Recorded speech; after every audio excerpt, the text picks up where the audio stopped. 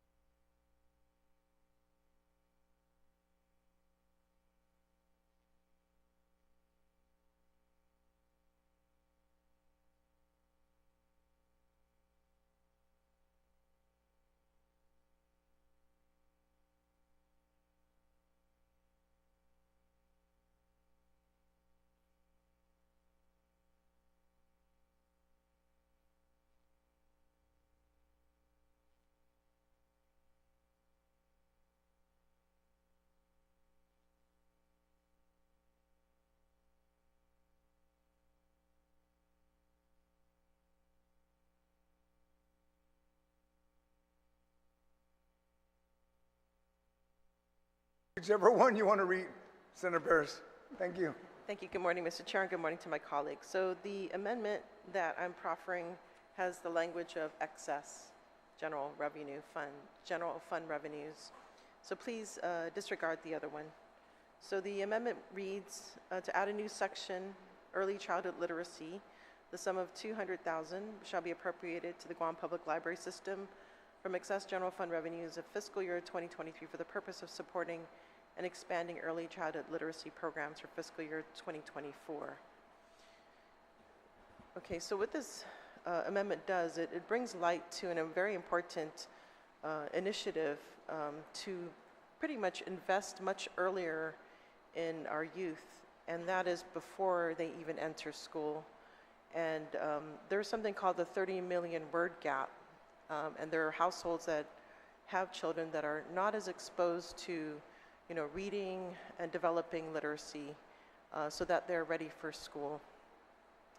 And so imagine if you're entering school and you come from one of these literacy deficient households, you're already behind, and that really sets the tone unless interventions can be done in the school level for their academic career. And so I think this is basically a game changer. $200,000 is a minimal amount. It's a minuscule amount. I really would prefer much a larger amount to invest in early childhood literacy. But as you know, language development occurs much earlier, 2 years old and younger. And so it's important to invest much earlier so that our youth are ready for school. And again, we've seen the results of some of these testing in DOE, and I think this could be a game changer where we're going to see proficiency. Majority of our students reaching proficiency levels, not in reading, because reading. So there's a point when you're in literacy where you're learning to read, and then it transforms to you're reading to learn. And so when we hit that mark, that generally happens around 3rd, 4th grade. But if we can hit that mark, that would definitely catapult a lot of our youth to achieving much more and to a point of self-actualization. We talk about how many of our potential police academy police officers or potential police officers are not making the grade. A lot of that has to do with what's happening as far as their educational life. And I think investing much earlier is going to be critical, and I really want to make this, bring light to this important cause. And I think, this is a very minimal investment, but I think it's going to it will have many returns over for those that would like to support this. And just to also state that there is less investment from the birth to 5 years old, and I think that's where we really need to close the gaps. In regards to the public library system, so they're under a very impactful director, Serenigan. So he was a former public librarian, I believe at JFK, and now he's the director. He's been nominated by the Library of Congress, so he's one of 10 nominees to represent, expansion of the library system and all that it represents. Literacy, which is the gateway to achieving more. And as we know, when you achieve literacy, when you have high levels of literacy, your academic career is definitely boosted. When you achieve college degrees and higher, it really promotes a livelihood. And as we know, as technology increases, many of these jobs, if you're not educated to a level of a bachelor's or higher degree, you're probably left out of attaining a living wage and then some. And so we really want to create a sustainable culture, a sustainable island. I think early childhood literacy is where we have to start investing more in. So again, I ask for my colleagues' support. Thank you. Thank you, Senator Burris. Senator Vice Speaker, and then followed by Senator Tello. Menanas Jesus, Mr. Chair, and to you and to my colleagues.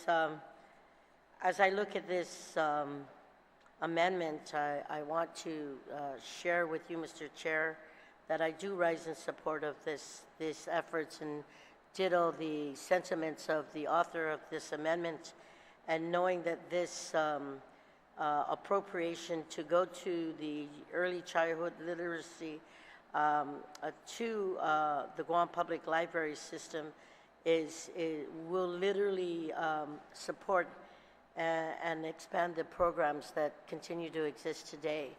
And I want to thank the author for doing this amendment, and just hope that my colleagues will see that same effort and support the same. So thank you, Mr. Chair, for letting me speak and rise in support of this. Sana Masi. Thank you, Madam Vice Speaker. Senator Tello. Good morning, Mr. Chair. Morning. Good morning, and good morning to my colleagues. You know, there's no doubt we all want to be a part of this initiative, and the intent of this is well-founded. However, I do have a question first with the Guam Public Library, and to ask OFB. I know Steve's not here, maybe Luella can answer, or someone from OFB can answer the question. Did we fully fund the Guam Public Library to what they requested? Yes, Senator. Okay, we have. We have. So this is something on top. This is something they did not request, but if they did, they already requested everything they wanted, and OFB, or this budget bill, gave them everything they requested for. And that's what you're saying. So I'm just reiterating that to make it clear to everyone that they got exactly what they requested for. Correct. Right, okay. You know, that being said, Mr. Chair, you know, things like this should have been discussed about, you know, if there was such a huge need for something like this, such a huge need, this would have been something that we would discuss, or had been discussed earlier, even before the budget, or even while the budget was being put together, to ensure that, you know, this particular early childhood literacy program got in. If anything, I'm surprised the public library didn't bring it up. Or maybe they did, and it's part of their requested appropriation for their agency. But of course, my biggest issue, of course, once again, you're tapping into excess revenue. Excess revenue that only OFB said earlier that may only be about $7 million. I mean, can he guarantee that there'll be $200,000 at the end of an audit, an FY2023 audit? You know, I was really surprised that Stephen said that, because we've come into situations when we've had, at the end of a CRER report, there was excess revenue, but at the end of the audit, they were in the negative. That can happen. That can truly, and that has happened. It's not like, oh, chances are zero. No, the chances are huge, especially, Mr. Chair, with the spending we've been doing in FY23. So I have to object, you know, on two reasons. One is the revenue. It's not a reality. We don't know if it's going to even come. So, you know, I don't like putting false hope out there. Number two, the Guam Public Library received everything they requested for. And here we are tapping on more money to them when there are other agencies that didn't get as much or didn't get what they requested.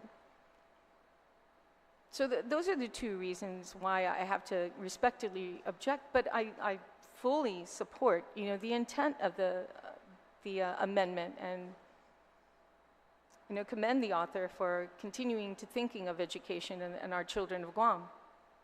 But I don't think this is the appropriate time to do that, and I think that we might even have a round table with with the public library and ask them, you know, is this an area that you're going to fund in the future, and how much money do you truly need? Thank you, Mr. Chair. Thank you. Anyone else like to speak? Senator Duenas, sir. Mr. Chairman, and good morning. You know, another wonderful idea. And I just want to explore once again, because this, of course, has been the resounding theme. And some of my colleagues have mentioned that we have used this excess funding source to fund the $20 million to education. We have used this excess fund in the current fiscal year to fund LEAP. We have used this excess fund in the current year to fund gas tax relief. We have used this excess fund to provide for power credits, ... I don't disagree with that. It would be foolish to disagree with it because it happened. But I want to point out, Mr. Chairman, that we've identified those revenues as we've gone through this fiscal year for critical areas where we believe it was the right thing to do in terms of using revenues to shore up businesses that generate the taxes that we appropriate here in this hall, to give back to the people money that they've overpaid in taxes based on the revenues that we adopted, and try to alleviate their pain at the pump, and also to alleviate the high cost of energy on our island. We are now coming to the end of the fiscal year. We are a mere 6 weeks away and trying to pass this budget. And looking at identified revenues that are tracking in the current CRER. But I have to draw our attention to something that happened just mere days ago. The hospital was here in front of us on the record and declared they are $30 million in arrears to their vendors. I've been made to understand that many vendors have suspended their doing business with the hospital, and the hospital has had to seek other vendors in order to get similar type of supplies. If we take our good friend and the OFB director's statement yesterday of $16 million possibly available now as tracking, we're still in a $14 million deficit as far as I'm concerned, because the hospital is our responsibility. If they cannot make their paying their bills, when September comes, then I asked Lillian, what are you going to do? Are you going to call the governor? And she said, yes, I'm going to call the governor. And I'm going to ask for a transfer, because it's unsustainable to have our hospital unable to pay its vendors. We can quibble. I know the governor's office, thank you very much for another release on the $20 million and stating that our amendment is an impediment to DLAN doing their job. I respectfully disagree. The last presentation that we had is of the $50 million that we appropriated, there is still $22 million available. And I think DOE should get both. But that's just my opinion. But that's where we are. That's the truth of the matter.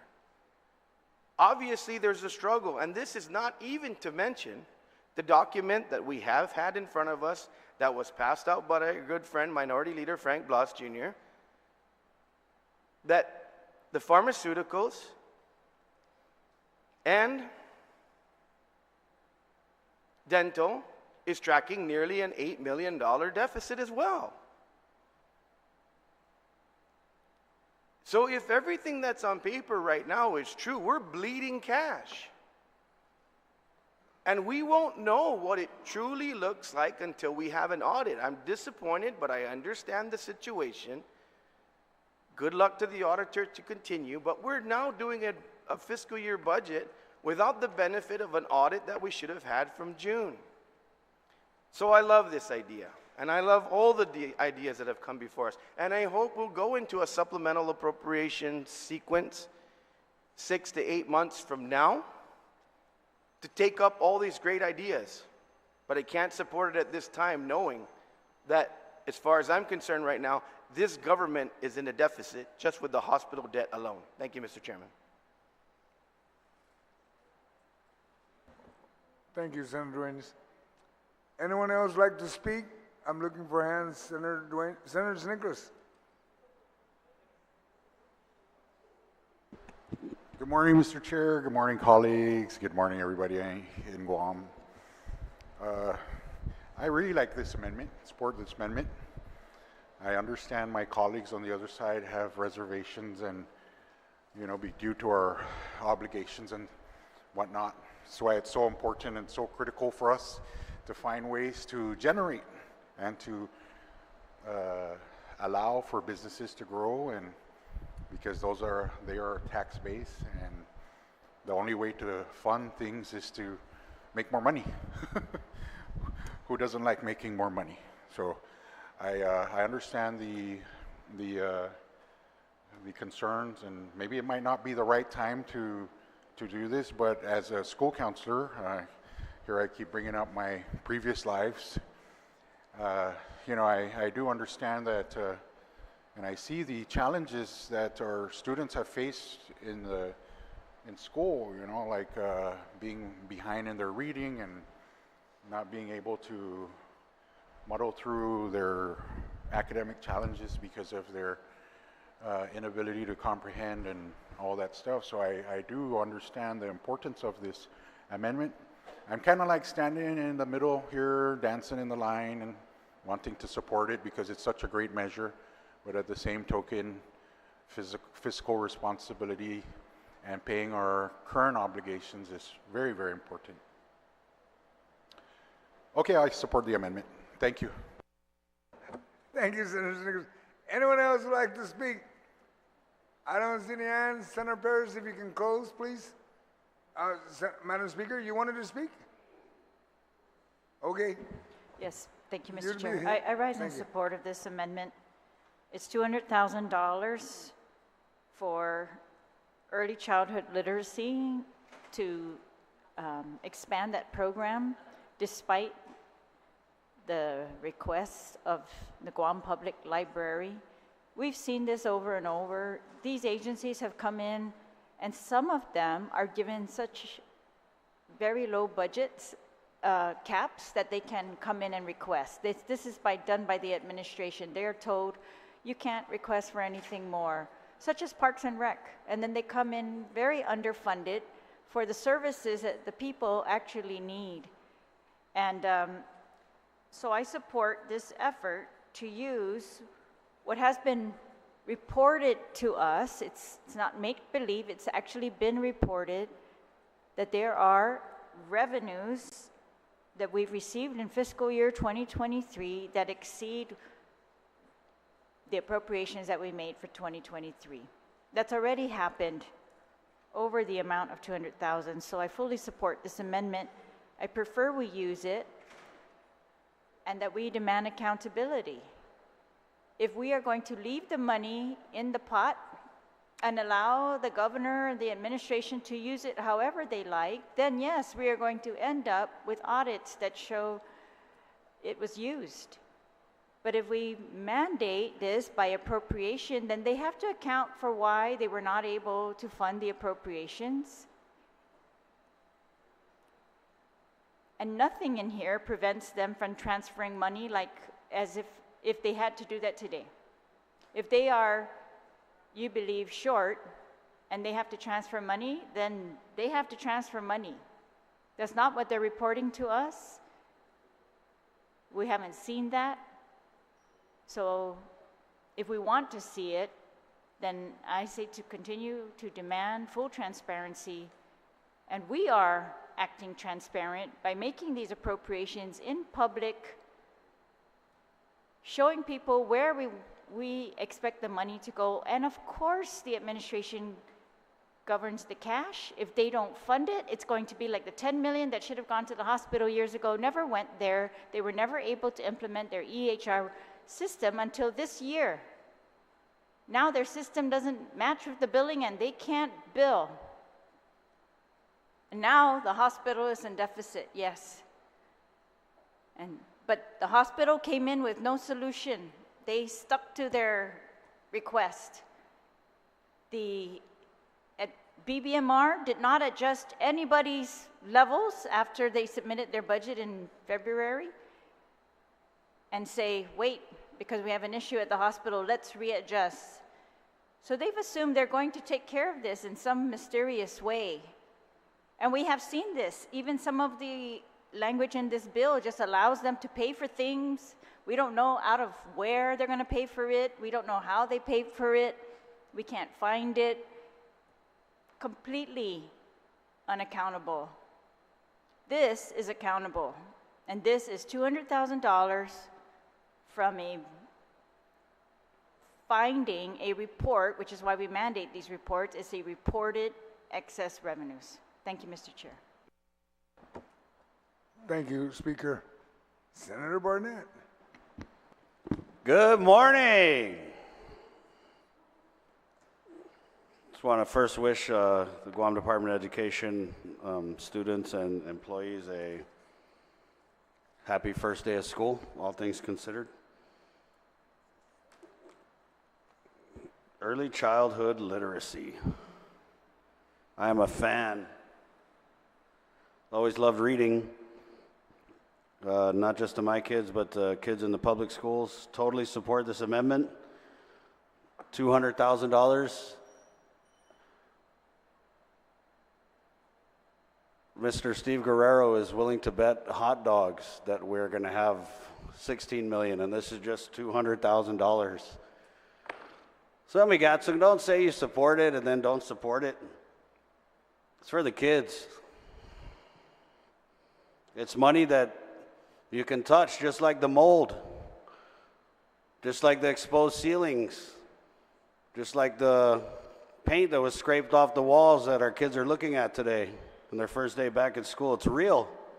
You can touch it.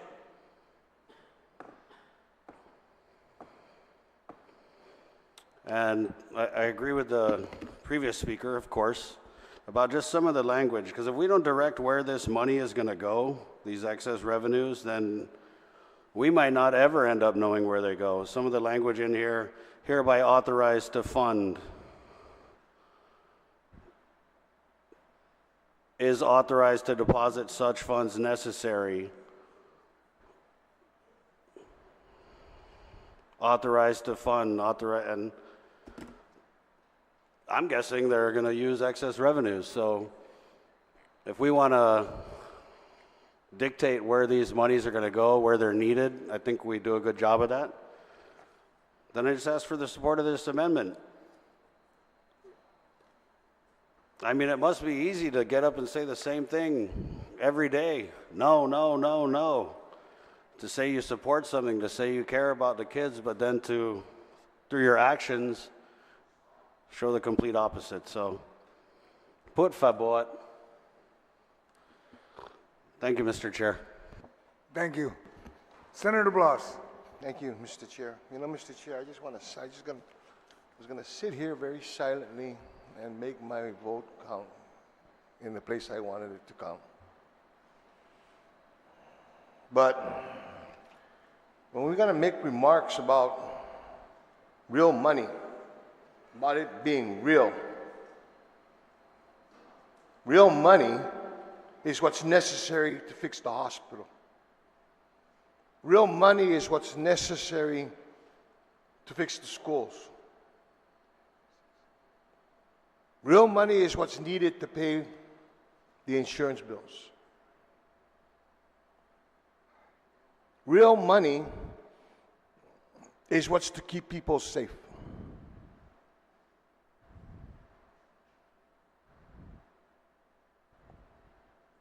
And when we're going to decide that we're going to go and make promises based on money that hasn't been realized, what's so real about that?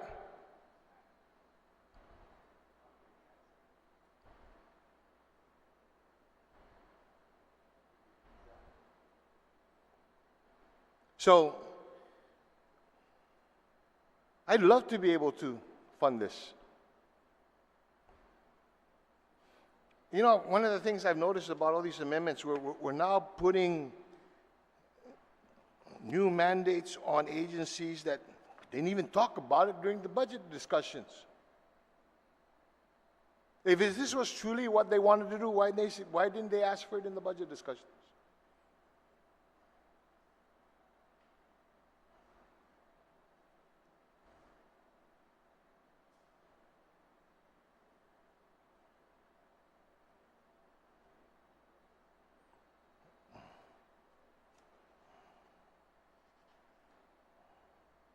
So to say that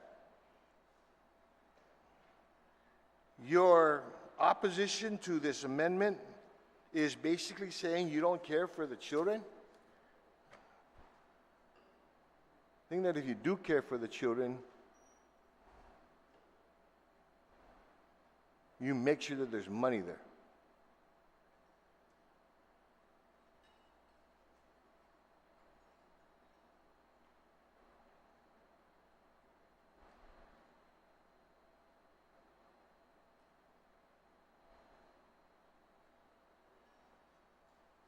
Thank you, Mr. Chair. Thank you, Senator Blas. Anyone else? Senator Brown. Thank you very much, Mr. Chairman. I certainly echo the comments made by our minority leader. I don't think anyone wants to deny our children every opportunity that we can provide for them, certainly in their early years of development. But I did want to ask OFB, you know, and I understand, I mean, if we believe the administration has underfunded operations of their government on their side of the aisle, that's their prerogative to do so. I mean, maybe we don't agree with some points of it. Maybe there are other areas we want to strengthen, but that's their choice. And as much as we may dislike them on occasion, you know, that's what they get to do. They get to decide the priorities of their administration. If they don't determine that this is a priority, then that's for them to answer for. But with regards to because we did pass the library section previously, in reviewing the budget, if I could ask OFB, did the Guam Library ask for this additional funding, or were they concurring on the budget amounts that were included in this budget for them? Senator Brown, I think that Llewellyn answered that earlier, and they didn't ask. Okay. But I'll ask her to say that. Sure, no Let her problem. make that statement and answer your question. Thank you. Yes, Senator, again, we fully funded them up to the request. Of what they had asked for? Yes. Thank you.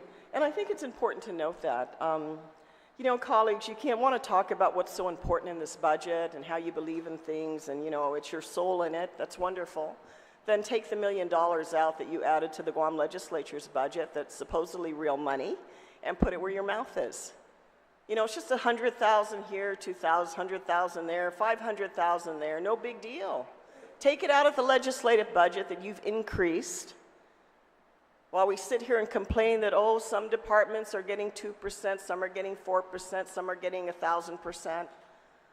If you really believe that these things are so important, then take the money out of the legislative budget. Since the legislature decided in its infinite wisdom, some members of the legislature decided, because I know I've talked to my colleagues here, unless anyone's being dishonest on our side of the aisle, I don't think anyone asked for additional money. But somebody did, to say that each of us are going to get $20,000 more. How nice. Oh, $20,000 more. Why don't you put your $20,000 and multiply that and put that towards this public library so that we can ensure that we can support childhood literacy? Let's get down to the brass tacks here. That's real money. Take it out of your budget and appropriate it. What I dislike most is hypocrisy, especially when we want to put ourselves on the pedestal so high up that we're taller and higher than everybody else because we care the most. My dear people of Guam, please, I'm the best. I care the most, more than anybody else in this room. And when I see continued appropriations left, right, up, and down from every corner that possibly we can find money, or we think we can find money, whether it's audited or not, whether it's real or not, if it's from the future fiscal years, why don't we appropriate from FY2025 and use that as our money so we can say we love all these projects?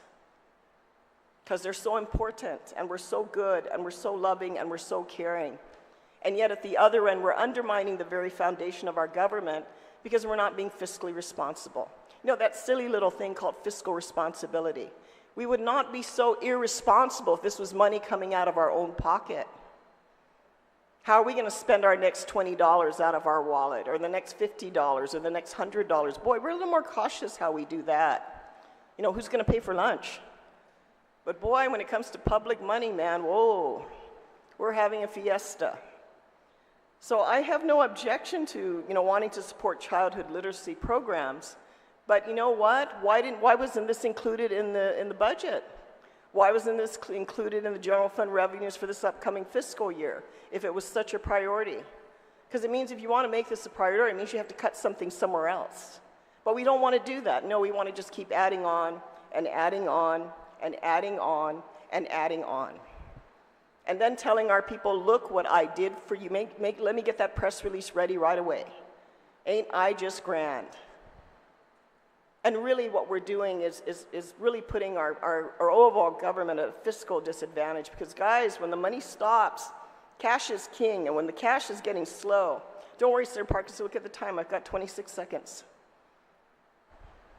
When things are not getting funded, then let's see what fiscal condition we put this government in that's a total disservice to our people. So I support the intent, but I don't support the funding source, Mr. Chairman. Thank you, Senator Brown. I don't see any other hands going up. So with that, Senator Perez, if you can go ahead and close. All right, thank you, Mr. Chair. So there is real money. It's called FEMA reimbursement. You know, FEMA already agreed to 90-10 split. And so, you know, recently we were told that $5.9 million was spent.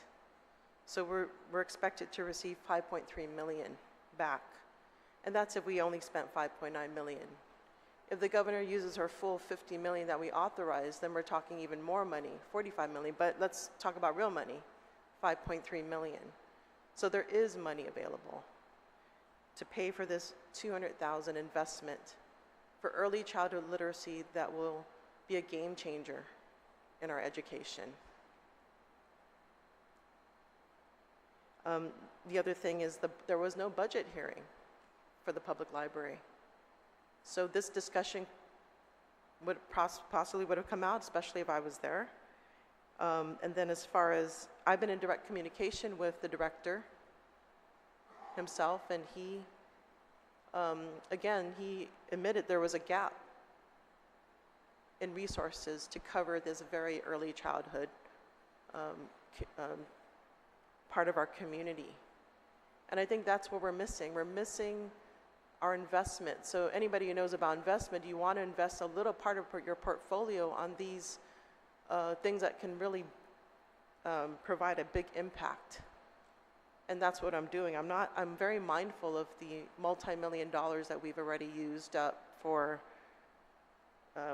you know, important needs of our community. But this is just a small part.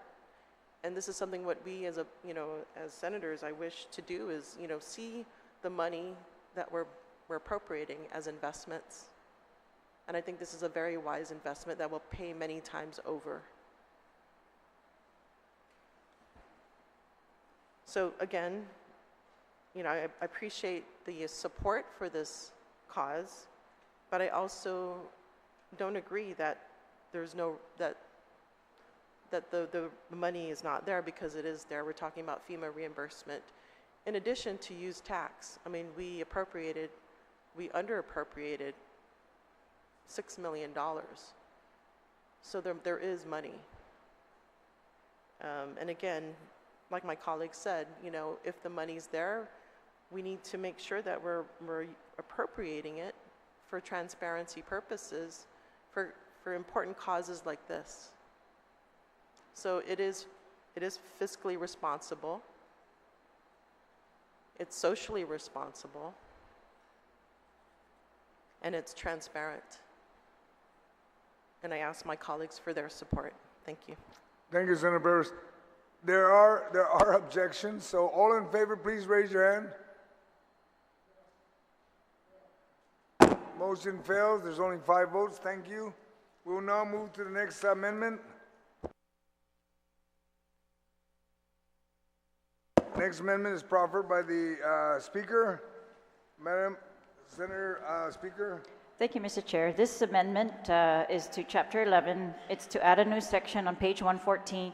This is an allocation. So this would add an allocation of $500,000 from the Guam Highway Fund appropriation that was already made in Chapter 5 for the purpose of funding village streets and road resurfacing and repairs for FY24. This same allocation was made in FY23 in addition to a $10 million appropriation that we made specifically for village streets. So right now, as the bill stands, there is no specific allocation for village streets out of the DPW, so I just want to make sure that they don't get deprioritized, and so I'm putting an allocation for $500,000, and I ask my colleagues for their support. Are there anyone that would like to speak to this amendment? Please raise your Senator Dueñas. Thank you, Mr. Chairman. I think that this is a responsible way to establish putting funds where we believe priorities are, and funds that are already appropriated and accounted for.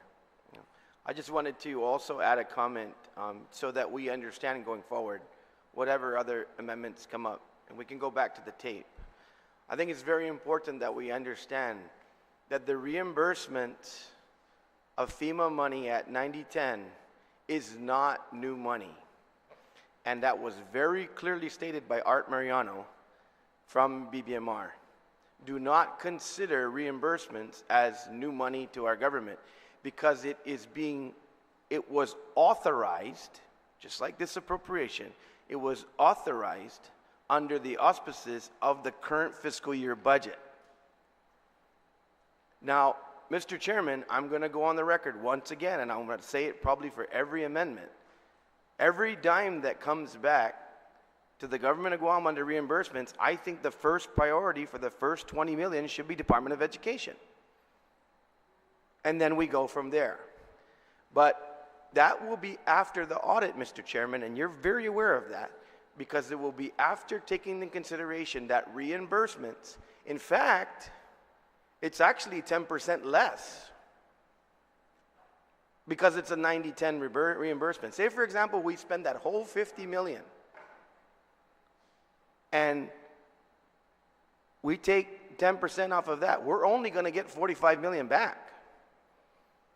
That actually means we're going to be $5 million short if all 50 million were used and all 50 million were accounted for to have been spent on the proper projects.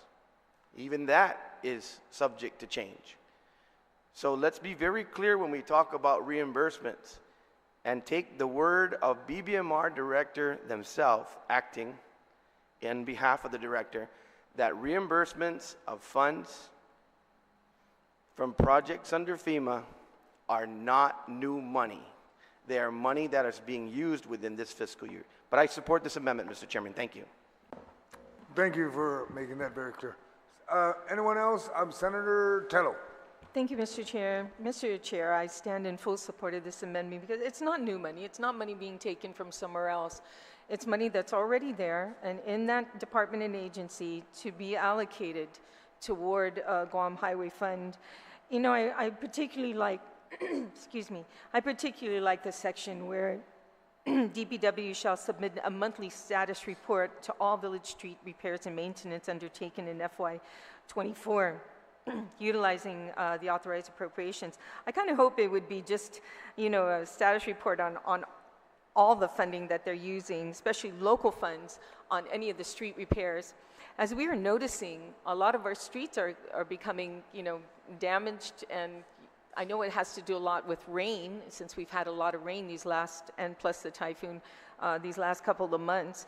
But it's also attributed to, you know, the additional, well, they're not supposed to, but whenever they're being reverted, traffic is being reverted because of heavy equipment or something is being transferred from the port down to like Anderson or to where the military buildup is at, you know, people are being reverted into village streets. And this is additional traffic that is not normal. And it's also caused wear and tear on our streets. And we all know that federal funds do not cover, village streets and roads. They only cover routed roads. So I stand in full support of this legislation, and I appreciate again the second part of this amendment. Thank you, Mr. Chair. Thank you. Before anybody else speaks, the OB staff has wanted to speak to a statement made by the author, just to make clarity. That's all it is. It's not challenging, it's just making it clear. I'd have Llewellyn speak, and then she can state why you wanted to speak about it. Okay? So I heard from the author that there was no allocation for the village streets road surfacing and repairs, but in their section there actually is section 2 for 1.5 million. So I'm just clarifying it. Did you intend for this to be 2 million then? Because For Senator Fisher, what OFB has stated is that there is an allocation of 1.5 in their budget. All right, if we could have a 1-minute recess, Okay. Mr. Chair, because Yes, I asked this when we were on that section. Okay, So, yeah. we'll have a recess at this time.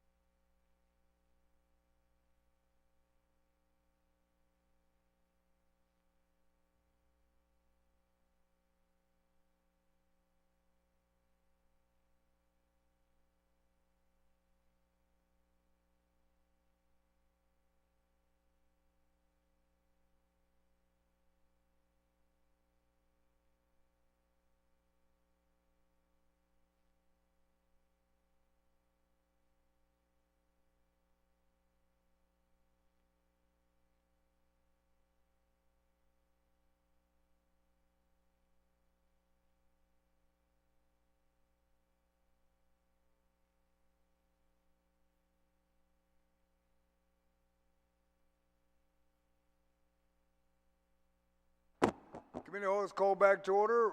Back to the amendment. Anyone else would like to speak on the amendment? If not, are there any objection? I don't think there is any. There's no objection to the amendment. Ma'am, do you still need to close? If not, we'll go ahead and pass it. No, I'll waive closing. All right. The amendment passes. Now we'll go to the next amendment. Thank you, Mr. Chair. Again, this is oh, sorry. Madam Speaker, yes, for your next amendment, ma'am. Thank you. This amendment is again to Chapter 11, same page, adding a new section, and this is another allocation. It's allocating from the Guam Police Department from a current appropriation that they have, I'm saying it may also be allocated by the Guam Police Department towards funding an additional recruit cycle or hiring of recruits. So this is, it gives them the discretion, but in case they're not able to go forward with the other project, that they are able to bring in some more recruits. I don't think 500,000 covers an entire cycle, which is why I said towards a new cycle, and hopefully they can get funding from elsewhere as well. Thank you, Madam Speaker. Senator Tello. Just a quick question to OFB, that they might answer my question. It's regarding, allocating to the Guam Police Department towards funding an additional recruit cycling and hiring. Wouldn't they be able to do that within their budget without this amendment? It looks like, sorry. Oh, sure. Then I would like to, either OFB or yeah. I'm just curious because if they do decide to have another cycle that, they would find money within their agency and fund it. So if you can, maybe the author of the amendment? Yes. Yes. If you can answer that. I will yield to the best of my ability, but what I recall from our discussions, and I asked them about it, was that the GPD was really funded bare bones. They were funded at their current levels, plus the pay raises, of course, for their civilian personnel.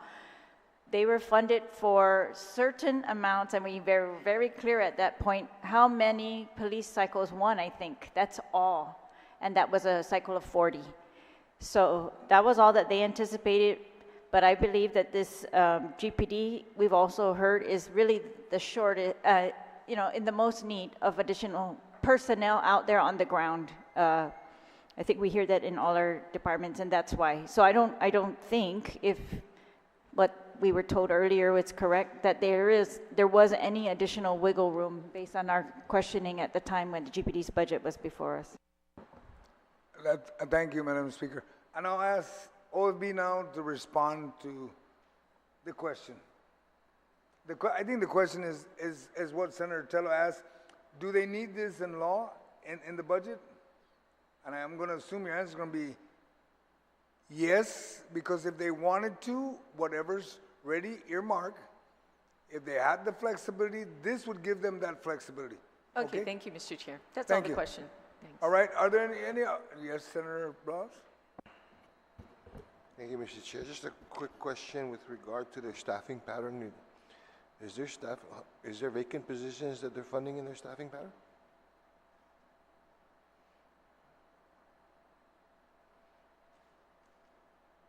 One moment. Let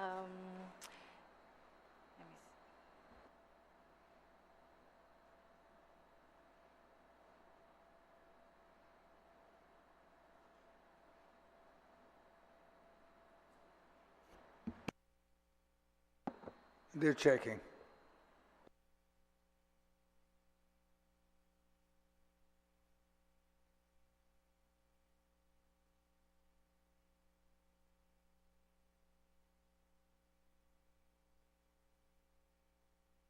For vacancy, Senator, I just have the cycle, the 40 recruits.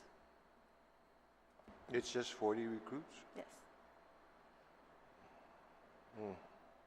And the reason why I bring this, Mr. Chair, it's one thing to be able to fund a recruit cycle, but it's the other thing to be able to fund the positions for the recruits.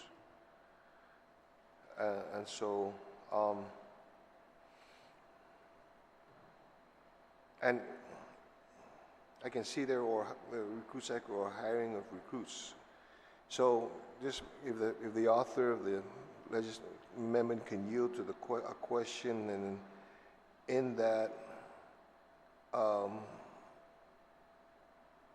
with the 40 recruits,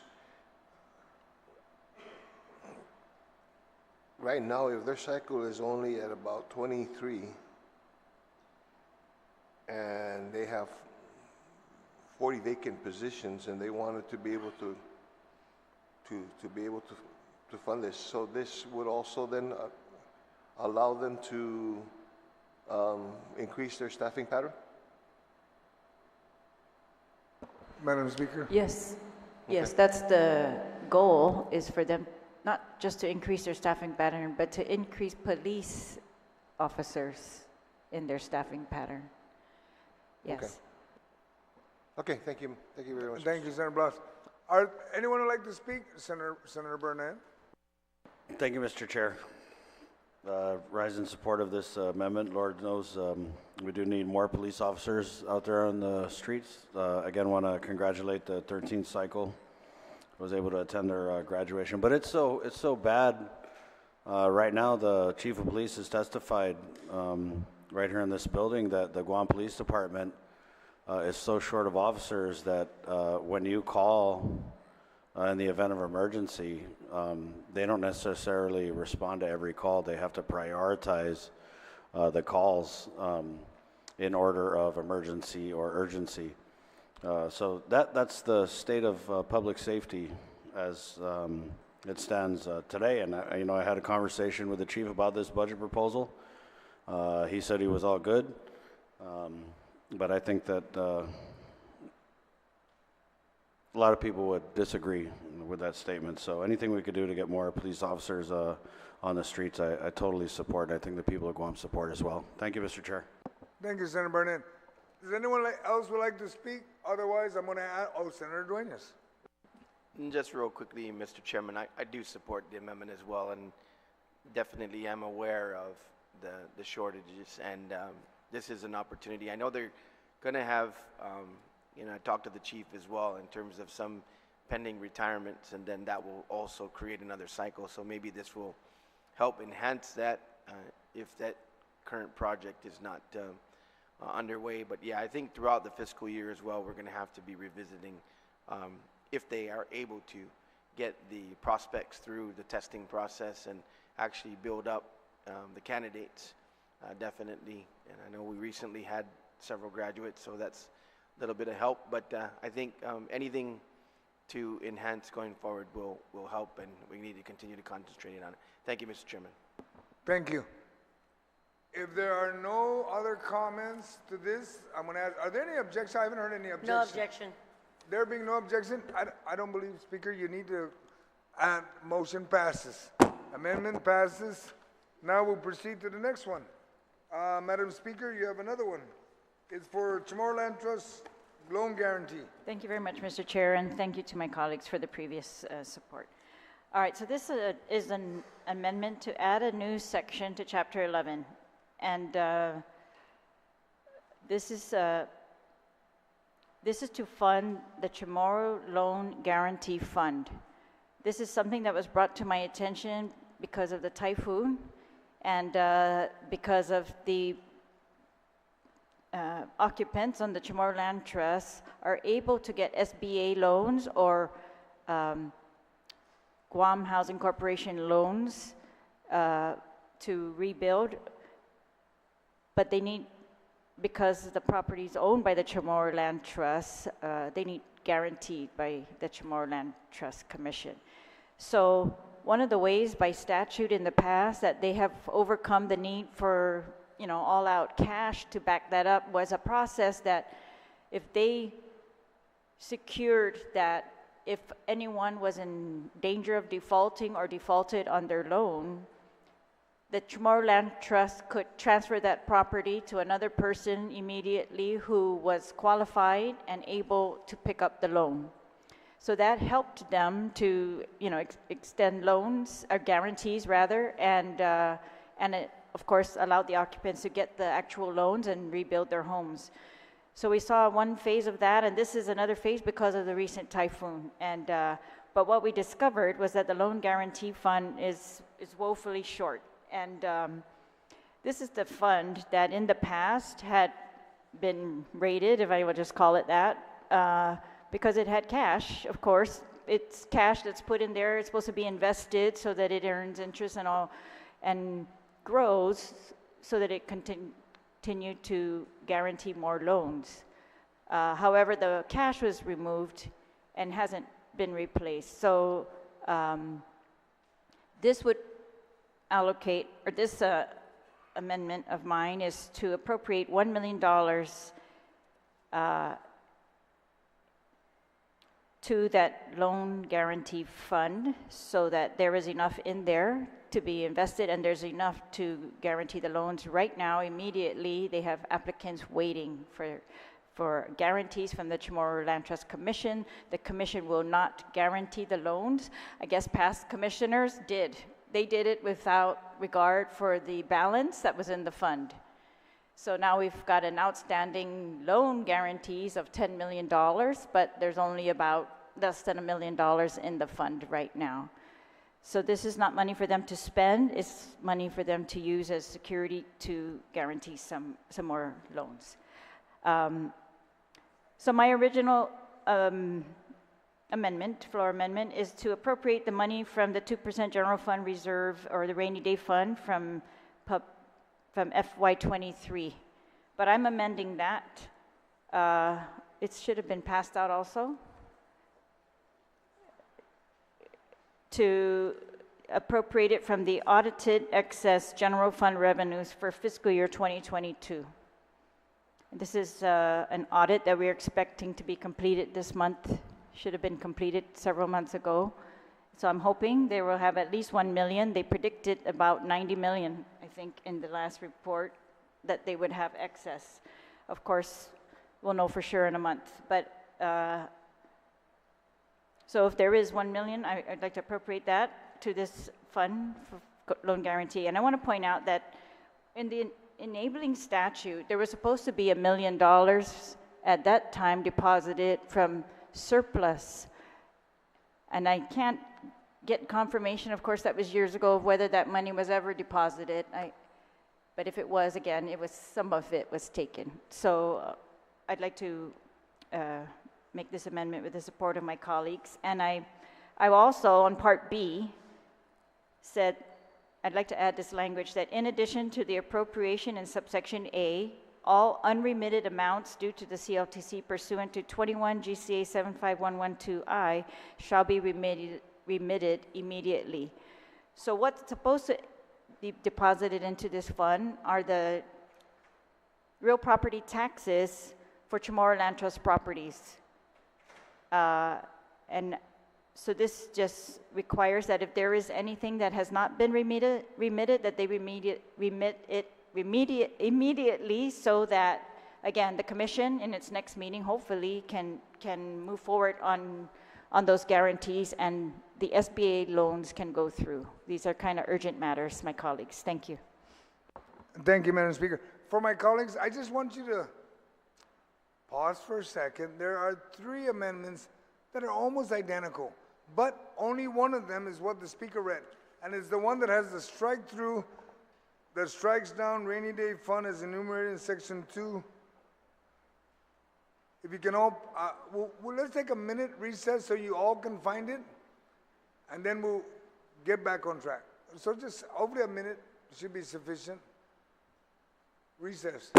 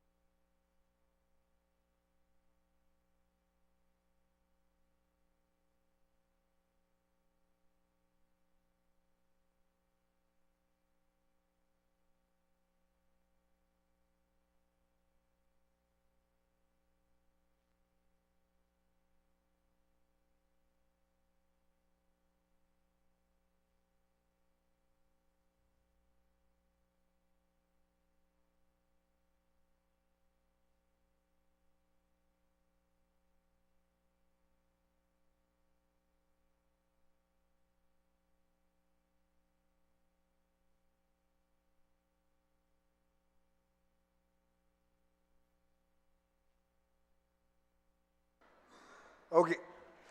Committee host, call back to order. Folks, we all know now what amendment we're at.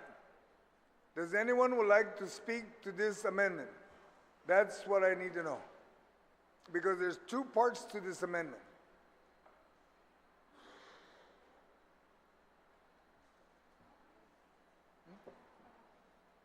Senator Blas?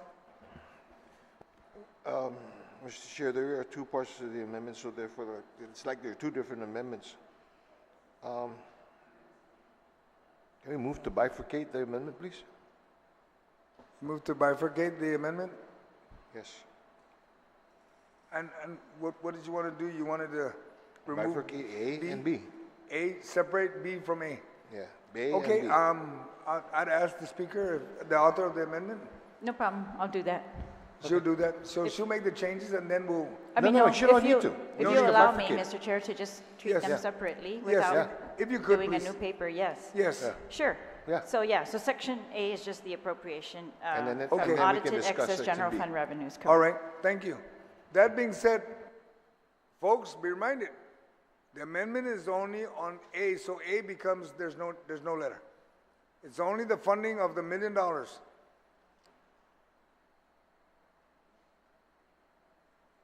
From excess general, okay, if there, are there any comments? There being none, are there any objection? There being none, I don't think you need to close that one. We'll go ahead and close that. That one passes. Now we'll go to the next one, which is Thank B. you very much, colleagues. Very much appreciate that. So the subsection B is to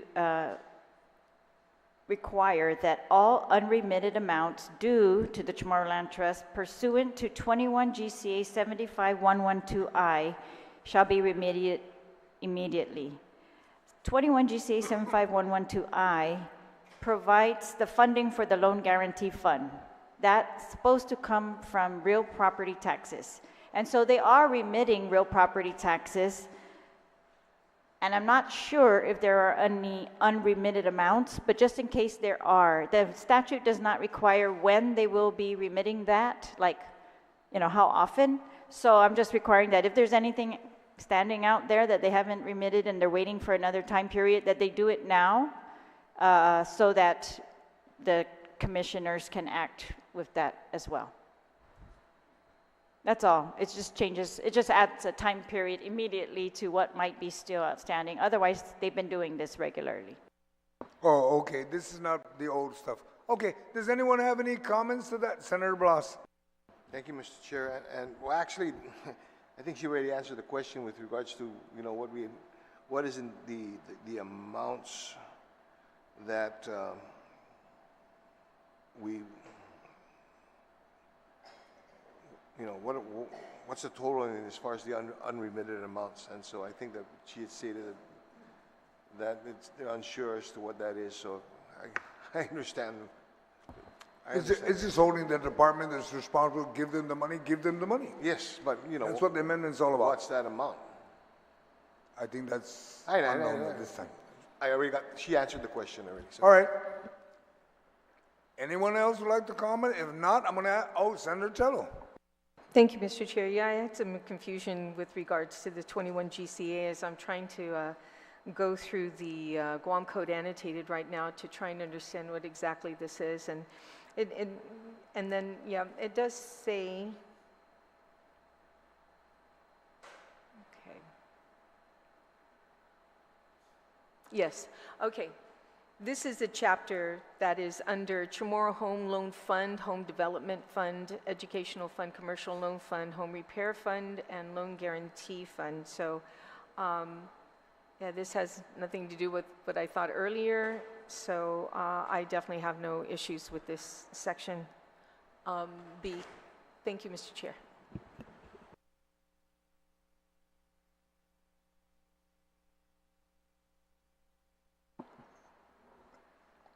Did you need more time? Or you're good? Okay.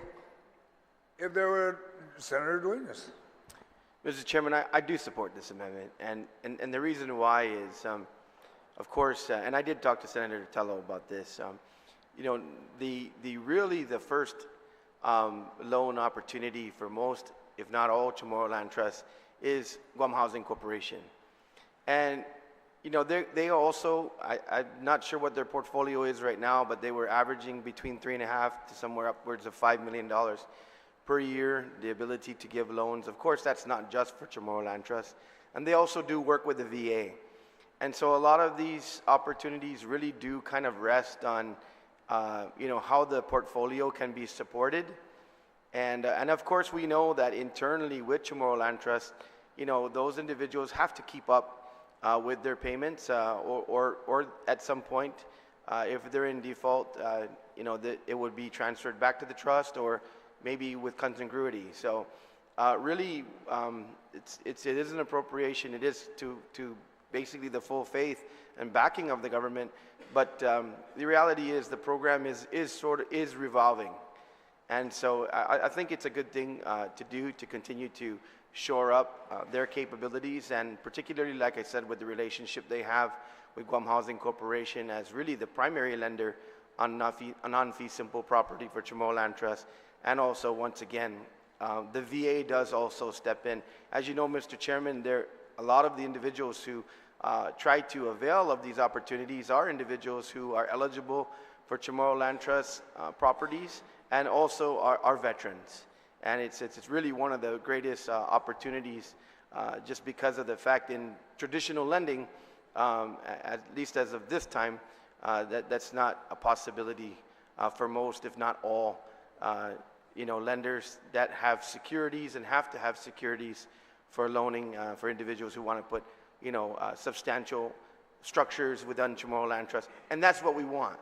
We want as much as possible eventually to get to the point where, you know, we have hardened structures, and structures that, you know, that are up to code, in order to be able to really have our families have more substantial, you know, construction and a place to live and a roof over their head. So I think it's a good idea, and it's basically the full faith in government, you know, of the government of Guam, on the basis of a fund that is established and you know, accounted for. So I support the amendment. Thank you, Mr. Chairman.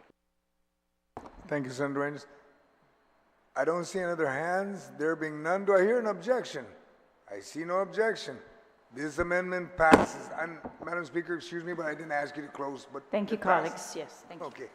Now you had an amendment earlier and you read this one. So are you still going to pursue the other amendments? Or No, so this, the other $1 million rainy day fund, yeah, remove that. I withdraw that. All right. Okay. It would never stated, so we don't need to withdraw, we'll just disregard. We'll now move to the next amendment. This one I'm going to ask, we take a 1-minute recess on this, 1 minute only, before we go to Senator Fisher's amendment.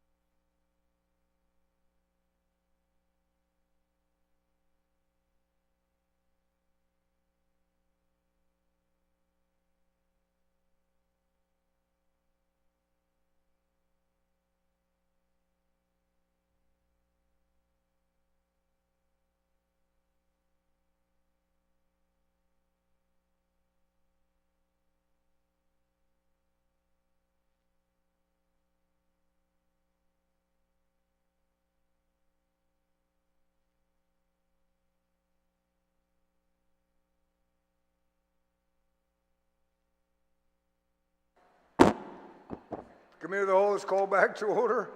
We are now on the amendment of Senator Tom Fisher. Sir, and if you can read your amendment, please.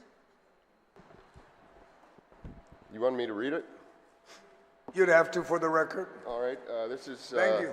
Thank you very much. This would be an amendment which would be appended, I suppose, to page 114, to add a new section to Chapter 11, Miscellaneous Appropriations of the bill, to read section, Appropriation to I Legislature and Guåhan for personnel overtime, subsection E, notwithstanding any other provision of law, rule, or regulation, the sum of $100,000 shall be allocated from Chapter 6, Section 1, Legislative Branch for the payment of I Legislature and Guåhan's personnel overtime.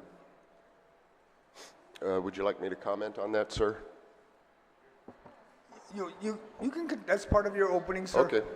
I think most members of this body know I've been on a little bit of a warpath lately about getting people paid here in the legislature who work overtime. Presently, the scheme is under 14.02 of the standing rules. You get compensatory time off, which is 1.5 hours per hour worked above 40. There is no provision in the standing rules for an actual cash layout for them, nor is there anything in the standing rules which requires payment in lieu of compensatory time off. Compensatory time off throughout my working career has always just been, to me, is just a scam. Yes, a scam, because these employees are getting compensatory time off, which they cannot use to provide the wherewithal to live their daily life. They cannot go to Payless and ask Mike Benito to take 3 hours of compensatory time off in exchange for a case of Spam. That's just not going to work.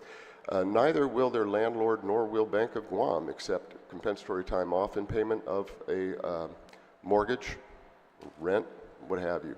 I'm not going to belabor that. It's fairly obvious, right? Cash is, as somebody just said, cash is king. And I want to make sure that if we're going to make people work over and above what normally would be required of them, that they get compensated, actual cash.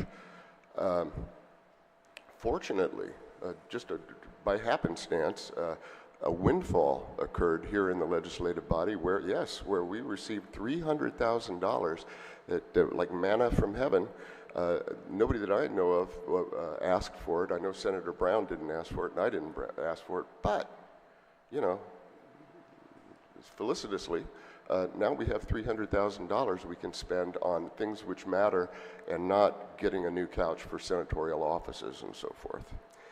All right, so if we go ahead and we take the $100,000 out of the $300,000 pot, we can use the $100,000 to pay compensatory time off and thereby being just in our actions.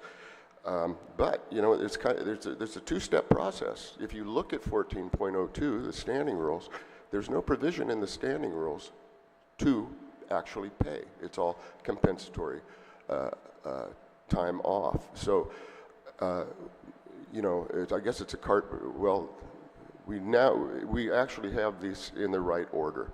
Had we changed the standing rules first, there wouldn't have been any money to pay them. But now we have the money, if the body agrees. Now we have the money to pay them. Now we have to do a very, very little bit of work, which can probably be done in Senator Barnett's Rules Committee, which is just add a provision into 14.02 which allows for cash compensation as opposed to 1.5 hours for every hour worked. I just have to emphasize that this compensatory time off, again, if you don't use it, you lose it. If you do not use it, all your work is just, it blows away in the wind. How can you use it? Well, if your employer, your boss allows you to. And that's the end of the story on that one. If your boss says, no, you can't use it, then you're screwed. And it's immoral. If a man or a lady works, they get paid. Bottom line. Thank you. Thank you, Senator Fisher. I just wanted to comment, but not really about the bill, but basically, because this is your first year. The Committee on Rules has a committee. They have a meeting.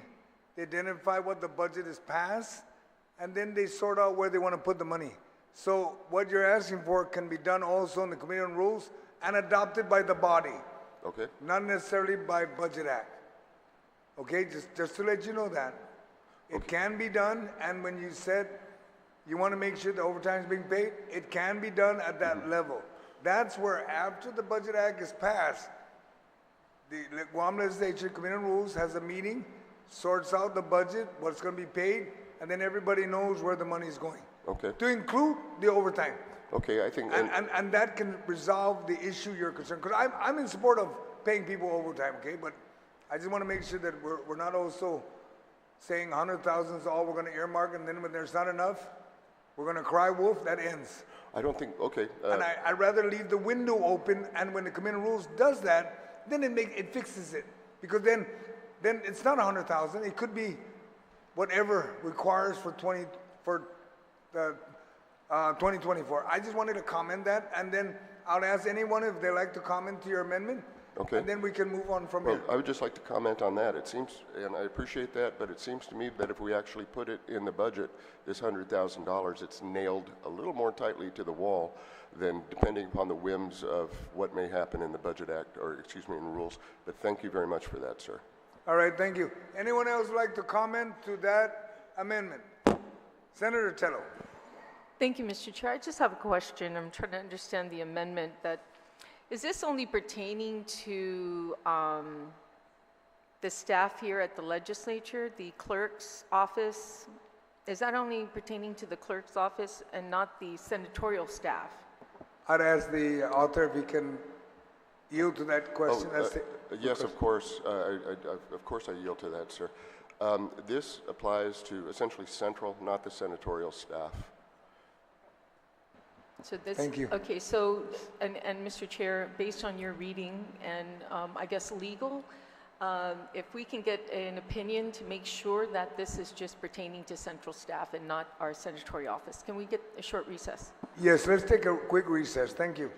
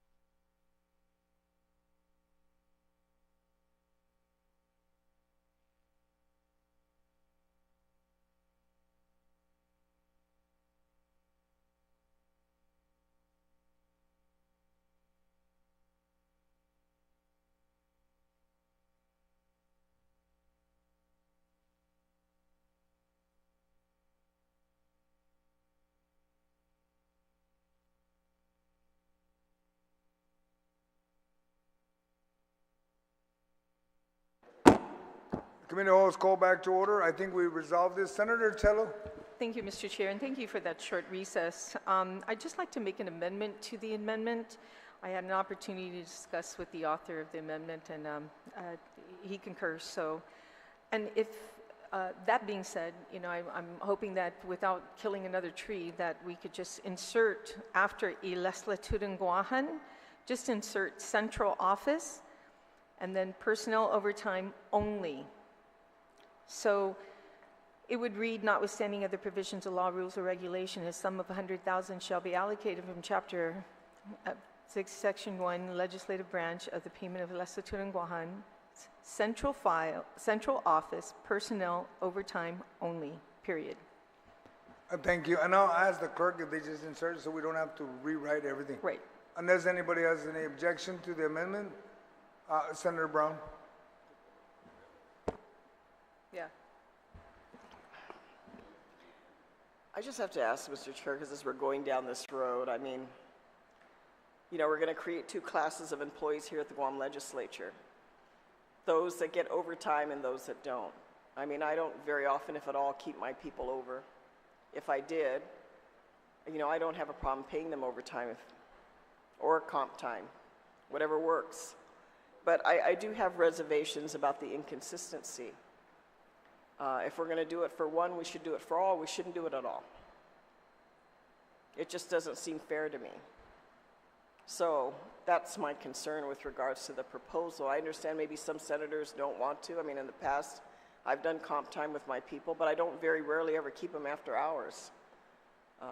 So I don't know how other colleagues feel about this, but you know, I just don't like the, you know, we either do it for all or we don't do it at all. So I just want to raise that concern because I have reservations about that. All right, thank you. Anyone would like to speak on the amendment of the amendment to the amendment? Yes, Senator, you need to... I just want to be able to comment after. Okay. Anyone else? No one else? Senator Tello, to close on your amendment. Thank you, Mr. Chair. You know, Mr. Chair, I understand the previous speaker's concern, but my concern is that I don't control central office. I don't control when the public hearings are or how long session goes on. That I don't control, and my staff is up and raring to go. You know, as long as I'm here, they're usually there too as well, regardless if it goes overtime. I've been very thankful that Senator Fisher here has ensured that, you know, when it gets close to 5 o'clock, you know, he makes mention that, you know, it's getting close to 5 o'clock, we have to shut down. So that being said, as a senator and have my staff, you know, I can control their time, but when we're getting public hearings at 5:30 at night or going overtime from a hearing that was at 4 o'clock and doesn't end till like 7 o'clock, there are 3 hours I'd be here till 8 o'clock in the evening sometimes. And I don't control that. So I think that if anything, you know, this kind of puts, you know, some kind of, not some kind of, but it basically tells Central Files, if you're going to start having public hearings or session that's going to go over 5 o'clock, you better have the money to pay for those central staff that cover it. But I don't have that control in my staff, and other than, you know, sending them home at 5 and having it to do it by myself. And I don't even like to avail them of, you know, if you stay till 6 o'clock, you can have another hour off next week. No, they have families and they have schedules they'd like to keep too. So when they have their lives, you know, after 5 o'clock, they have something to do. I'd like them to stay that way. But I just think that this is controlling our own offices, which is important. That's why I put only central. Thank you, Mr. Chair. And I ask my colleagues for their support for this amendment. All right, Senator, just to let you know that I've been invited, it'll be central operation personnel. Okay, so it's not central office. Yes, central operations. Okay. Does anyone else would like to comment? If none, any objection to this amendment to the amendment? There's one objection. All in favor of this amendment to the amendment, please raise your hand. In favor. Motion fails. Not enough. Now we move to the amendment as introduced by Senator Fisher. Senator Fisher, your amendment now. Would you like, has anyone like to speak to it? If not, would you close, please? Yes, thank you very much. I agree with Senator Taitui's comments just from a moment ago. I think she's very well put her finger on it. This may well cause us to be more disciplined. Start on time, not taking 3-hour lunches, and turning the lights off at 5 o'clock if it's possible, so people who have families or don't can carry out the rest of their lives. So I agree with that. And Senator Brown, she makes a very valid point, which is an inconsistency. Senatorial offices are not getting compensated like Central is, and that's true. But I don't. Let's not let perfect be the enemy of good, and it is good to pay. And if it is in fact an injustice, which Senator Brown has illustrated, then we will address that as well. But let's not let perfect be the enemy of good. Let's get these men and women paid for what they deserve. Thank you very much. Thank you, Senator Fisher. Does anyone else like to comment? If not, are there any objection? There is an objection. All in favor of this amendment, please raise your hand. Motion fails. We will now move to the next amendment. Next amendment is introduced by Senator Barnett. It's the Guam Commission for Educator, correction, hold on.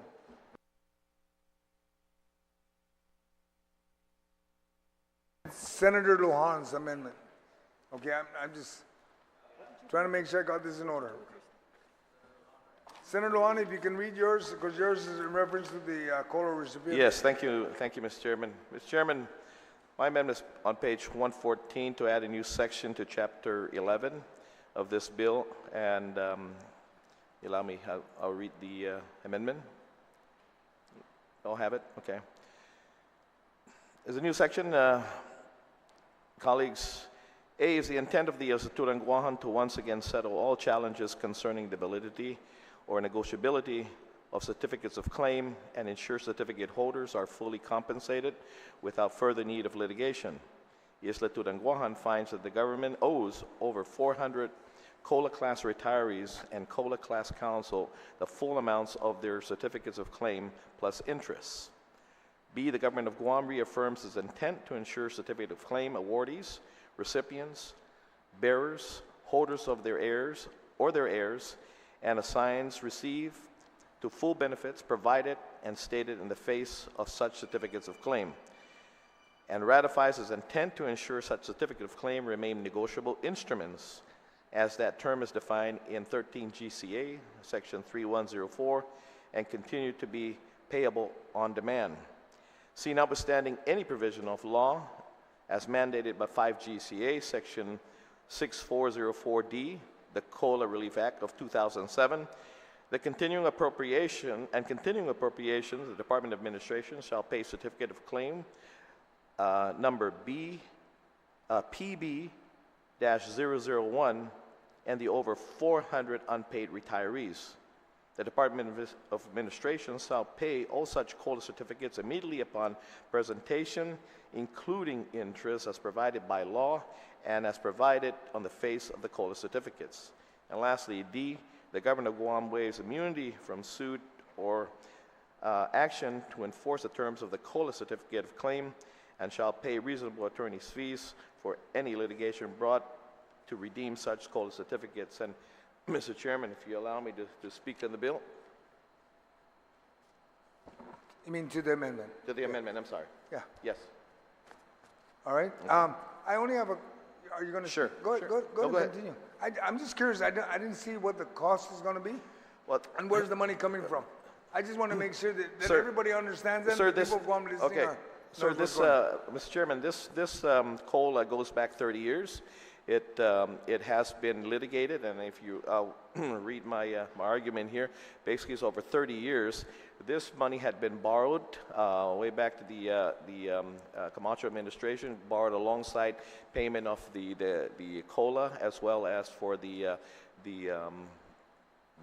dump, and these COLA recipients, with the exception of about 400 plus, have not been paid. And so this money has been borrowed already. We had gone out, the government of Guam had gone out on a bond to borrow this money already. And so the money is there. And, you know, we just found out not recently, Mr. Byrne had said that every single one have been paid. And he had not produced any of those names and amounts been paid via FOIA. We're lucky that the retirement fund, Ms. Paula Blas, had a copy of all the recipients, and we have names and dates that were paid and amounts, and for those who weren't paid as well. So absolutely, actually, Mr. Byrne had lied to us.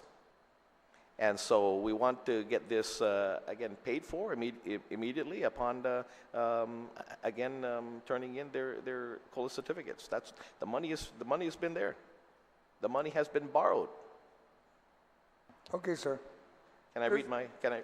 Yes, please continue reading if you want. If you have something else you wanted to present. Okay. Okay. The effort to compensate Government of Guam retirees pursuant to the required cost of living index began in 1993 with the filing of the class action suit. By December of 1993, then Judge Janet Healy Weeks ruled the law 4 GCA 8137-1 was legal, enforceable, and organic. In January 1994, Judge Healy Weeks issued her decision and order ruling against the Government of Guam and in favor of the COLA class. Led at the time by the late Candelaria Taitanoreus, the government fought the COLA class for another 13 years before Judge Barcenas ruled twice ruled in favor of the COLA class in 2006. Rather than allow our government to continue fighting retirees, half of whom died prior to their victory in 2006, our legislature passed the COLA retiree settlement into law. Although even the Guam Supreme Court ruled in 2007 that the case was settled, the Guam law prevented further delays and appeals. The COLA class again was forced to defend its victory and again prevailed. But after a while, our government stopped paying the COLA class. The class attorney then applied for promissory notes for the class and its law firm and all the amounts owed. The government fought these requests for years, more delays on stalling. Meanwhile, one class member after another dying while waiting for the COLA to be awarded, to be paid. In March of 2007, 16 years later, I, in the legislature at the time, introduced Bill 68, the COLA Relief Act of 2007, mandating that the balance owed on all awards be converted to COLA certificate, which as a negotiable instrument could be used for just about anything other than paying taxes. The class supported the legislation, and the Attorney General's office was very clear that he had no objection to the COLA certificates. Yet again, the government chose to delay and fight it, and it took years for the class to finally prevail in court. Judge Barcenas ordered the Government of Guam to issue the COLA certificates. The government refused, but in the day of the trial before Judge Barcenas, the government gave in and presented to the court and class counsel that the Government of Guam will give everyone their COLA certificates. It was in 2010. We found out just recently that the government did not provide all retirees or their heirs with the COLA certificates as ordered by the court and promised by our government. In addition to fighting the COLA class counsel and his certificate for years in court, our government also fought hard not to disclose the names of many COLA class recipients still owed their COLA certificates. Although the Director of Administration refused a FOIA request for the names of our retirees, to which our government failed to award their entitled COLA certificates, Paula Blas, the director of the retirement fund, responded and complied with the class counsel's request. Ms. Blas' response shocked all of us in receipt of the FOIA request. There are at least 400 COLA class members who were never even contacted to receive their COLA certificates because the government did not feel it had sufficient addresses or contact information, and so these people and families were never contacted. Class counsel uncovered this information and brought it to my attention. The constant litigation and fighting over COLA certificates intended to be final resolution to the decades of frustration and waiting by the COLA class. It has now been 30 years since class counsel filed this class action lawsuit on behalf of the retirees. The COLA class should not have to fight, had to fight in 1993. It should not have been a fight after they won over and over again in court.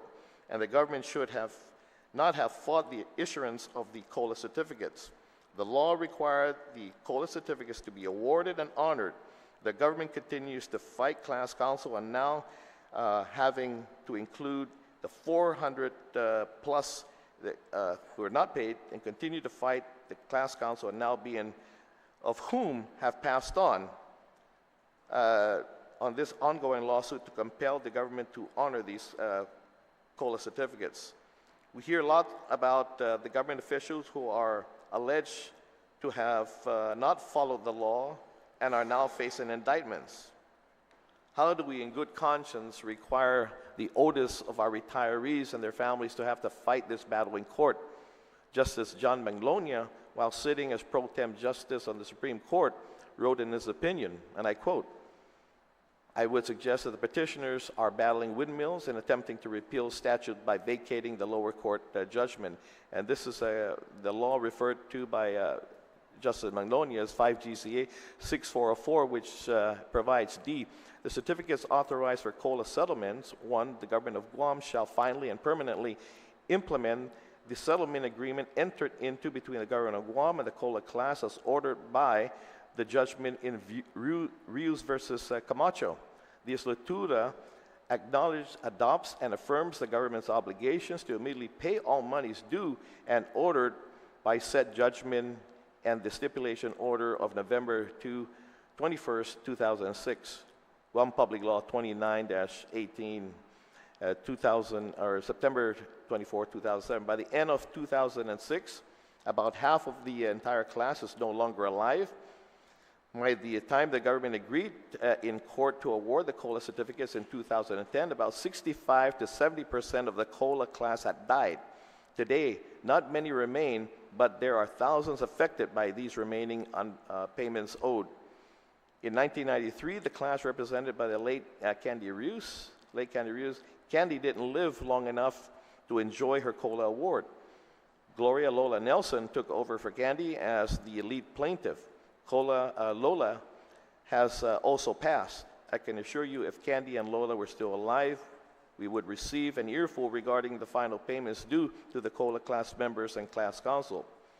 Please let's put an end to this 30-year fight, and again, let's step in as the tutor to do the right thing. Your time My is time up. is up? Yeah, thank you for your reading. Thank you. So I just urge my colleagues, Mr. Chair, to again finally put an end to this. All right. Thank you, sir. Senator Blas.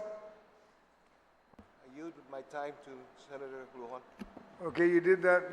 That's what you were trying to do while he was still speaking. Okay, then, Senator Guåhan, go continue reading. Continue. You still Okay, got thank 5 you. more minutes. Okay, thank you.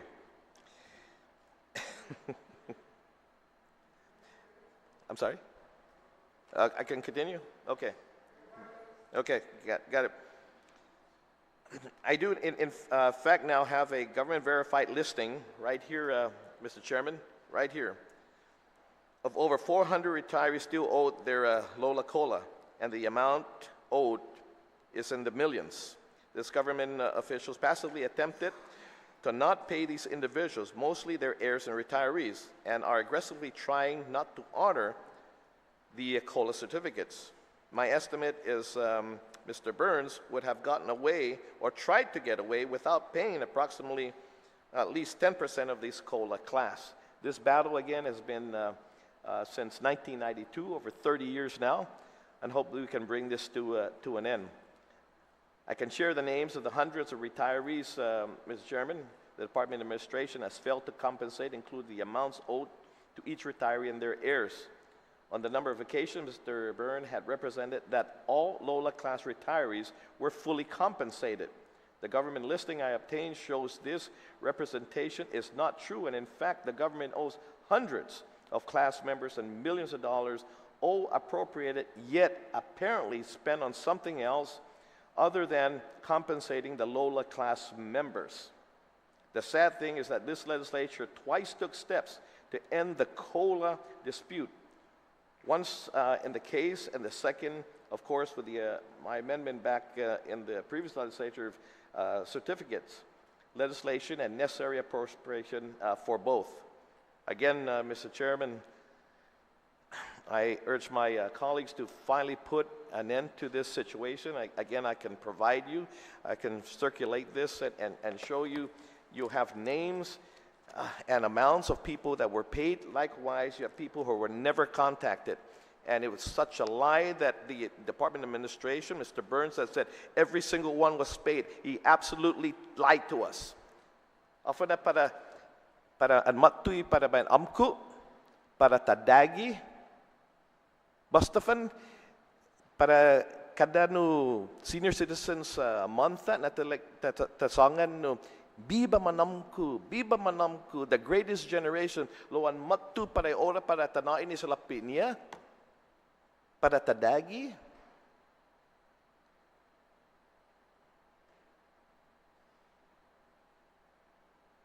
Bula man matay, Mr. Chairman, bula man matay. Kunto ifamagun niya, pago ifamagun niya pago. Tatna na matsagi sa lapit niya, esti lola kola. Mr. Chairman, ang tunga sa finance tabawgi retirement fund para si Tatamo, former speaker, Joe T. They kept the retirement fund for the longest time, kept this government afloat. Kept this government afloat. Di manahanay pa bond market, manahanay dula para baiti para taazo. Isalapi retirees. Manahanay dulugoy para taazo isalapi retirees. Loan matu para taapositati. That's why this case came about, Mr. Chairman. Over the years of government of Guam, short in funds, their bond market was right up the street, the retirement fund. With that, Mr. Chairman, I urge my colleagues to please, let's put an end once and for all to this travesty that has been bestowed upon our COLA class, and let's give at least, again, most of these 400 retirees are past, and some of their immediate kids are past as well, but their grandkids are great-grandkids now. This is a debt that is owed. We need to make good. This government, once and for all, needs to make good to these retirees. So the next time we say, Biba Manamko, Bima senior citizens, let's make sure that, yes, let's do right by correcting a wrong that this government has done for over 30 years. Thank you very much, Mr. Chairman. Thank you, Senator Guåhan. Senator Dueñas. Si Zeus Masi, Mr. Chairman. Ay, Pago. Hafa kumikiling niya, fanhongi tsadik. Ginay na leg niya Speaker BJ Cruz and Matu Public Auditor. Samu Amzu, sa komogwadi bimu para antes, sinya nalala. Pasatan tati, pasatan mo na, hafa no izomo obligation. Who support tila este amendment. Dantunga fa no pinitiyo, at tungo este director as burn, na magay desti na debinya. Sa ni tempo, anatat mamanodsan, iotro administration as kavo,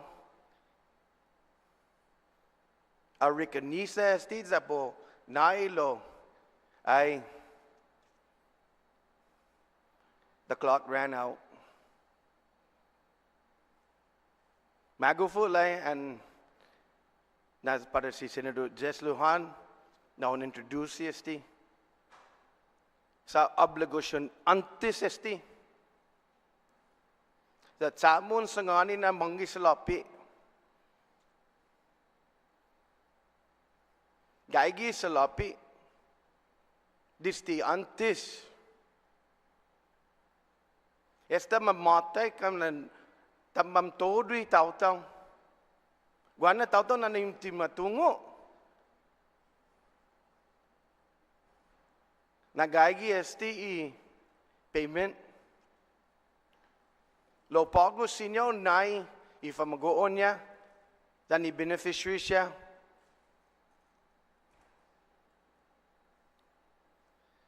Mr. Chairman, I support this amendment. And really what bothers me is the current director knows, because he was the former director and he was carried over. And he knows that this is an obligation.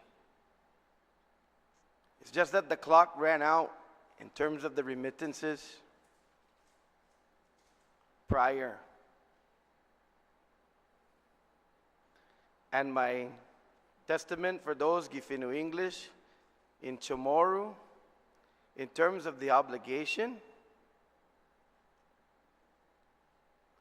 and recognizing the obligation, was not much less than the last fiscal year that we were together here. We had Speaker B.J. Cruz, former Speaker and Public Auditor, sit in front of us and tell us, be careful, you people, because anything that's recognized in the past, that's an obligation. You have that obligation, and if it comes up, it can be duly paid. I caution us in not giving this authority, because why would we want to go through another lawsuit and pay more?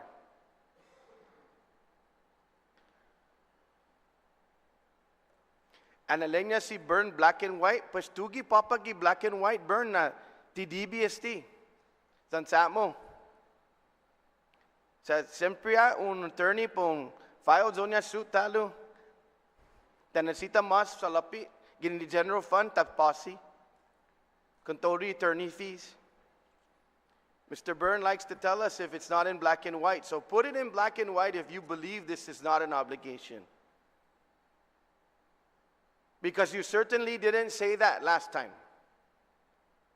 So if you've changed your mind, send us a letter on your letterhead at Department of Administration that you don't recognize this as an obligation of the government of Guam.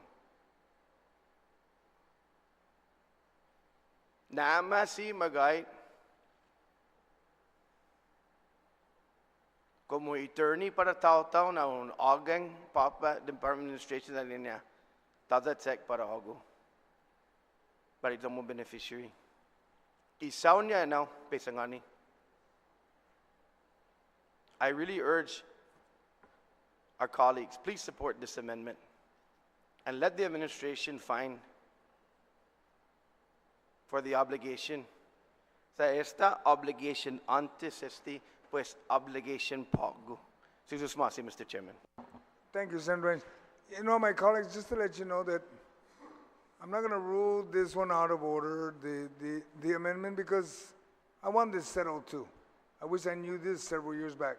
I'm communicating, but only because we're in the miscellaneous appropriation, and that's why I was asking the question about the cost, the money. It should have been in the, I guess, administrative provision to direct them to do this. I want this settled, Senator Lujan, and all my colleagues, and all the one listening.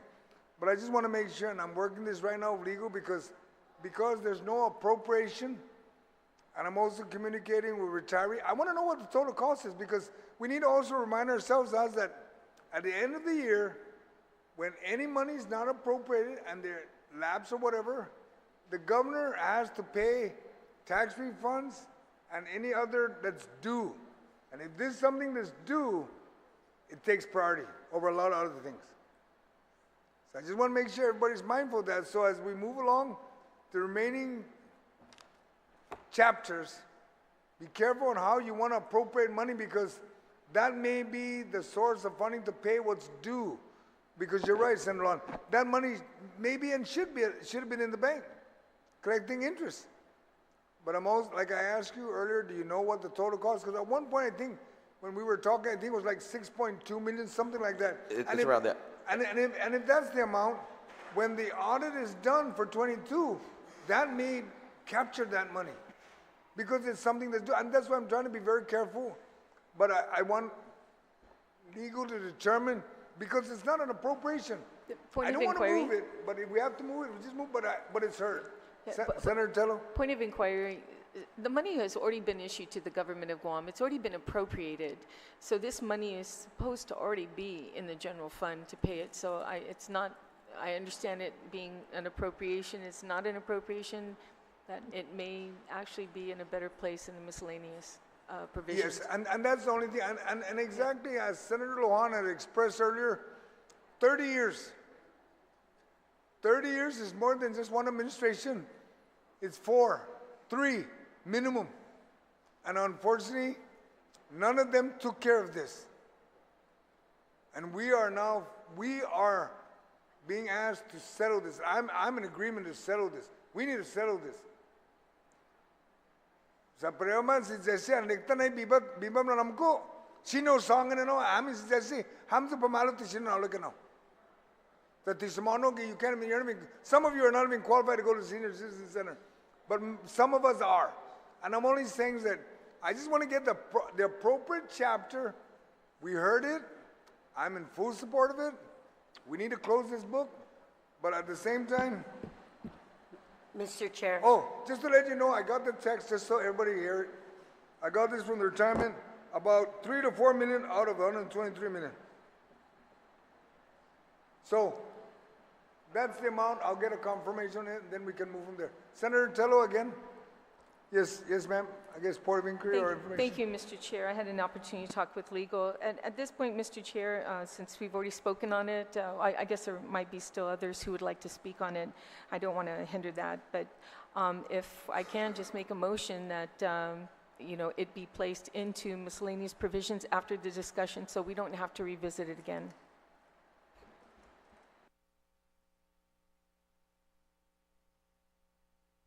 Let's take a quick recess, real quick.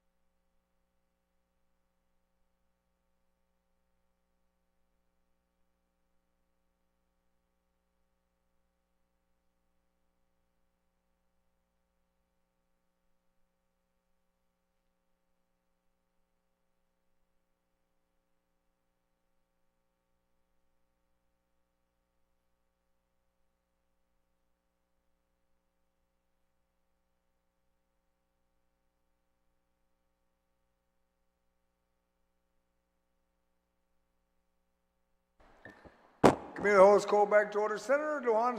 Thank you, Mr. Chairman. Mr. Chairman, so we can keep it in the miscellaneous appropriations. I like to amend it. If you go down to C, section C here, after the word 400 unpaid retirees, you add after that, from any available funding source.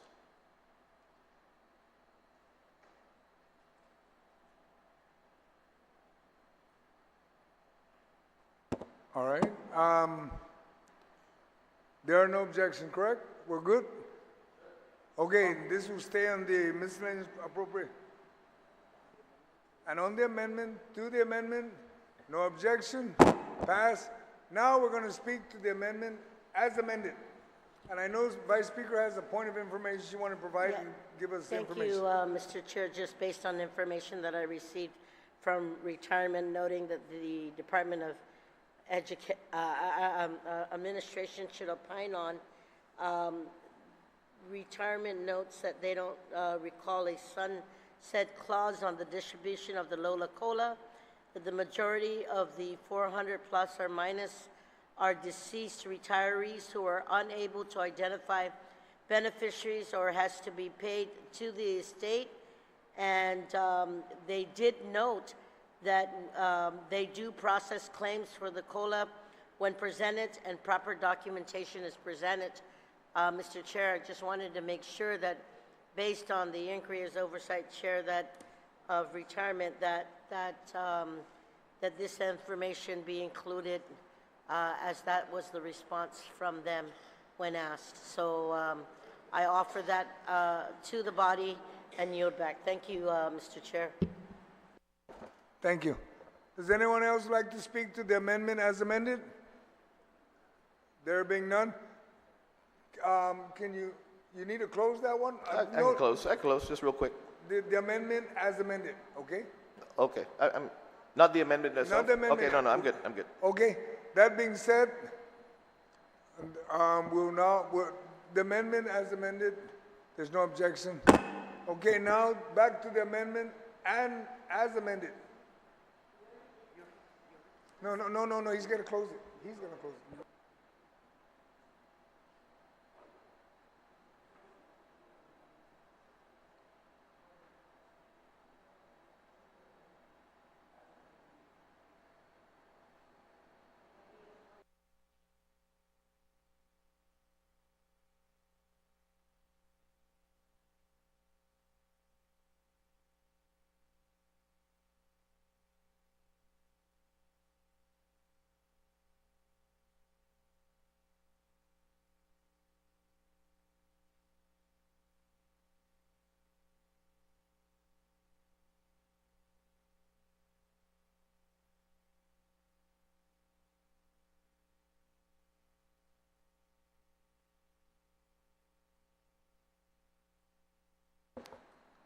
My colleagues, maybe I moved too fast, but there's no objection. The amendment passed. All right, so we're going to go to the Senator Shelton. You're waving at me.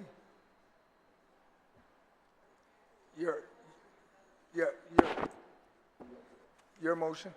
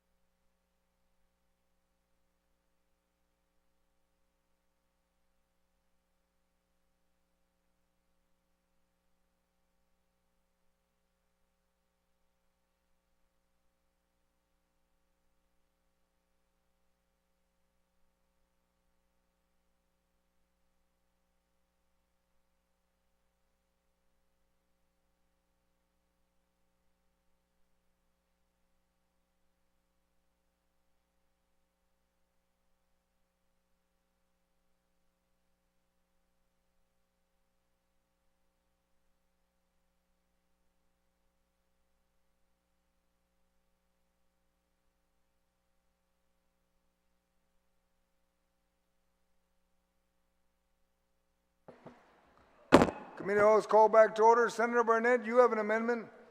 It reads the Guam Commission for Education Certification additional funding. Sir.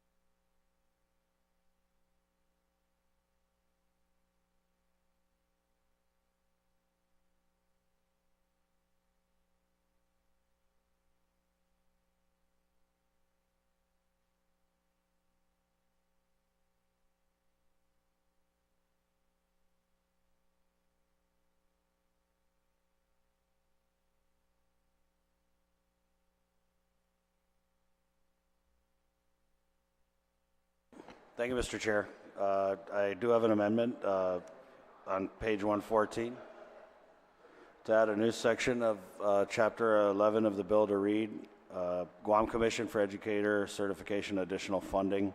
The sum of up to $242,634 is appropriated to the Guam Commission for Educator Certification from, wait for it, General Fund excess revenues of fiscal year 2023 for the purpose of funding the shortfall in appropriation level in Chapter 2, Part 5 of this Act.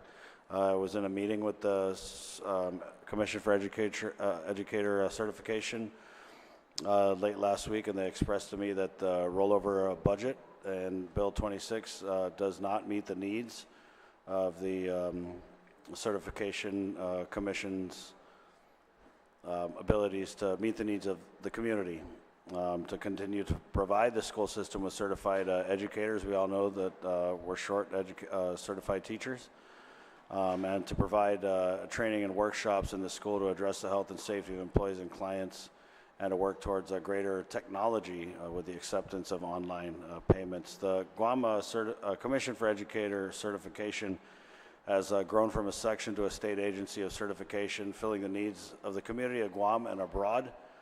Educators, to include administrators, principals, assistant principals, teachers, and counselors, are seeking to maintain or achieve their professional certification in their respective concentration.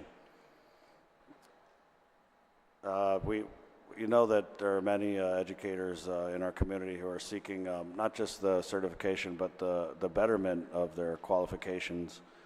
So I'd ask, again, my colleagues to support this amendment. Thank you, Mr. Chair. Thank you, Senator Barnett.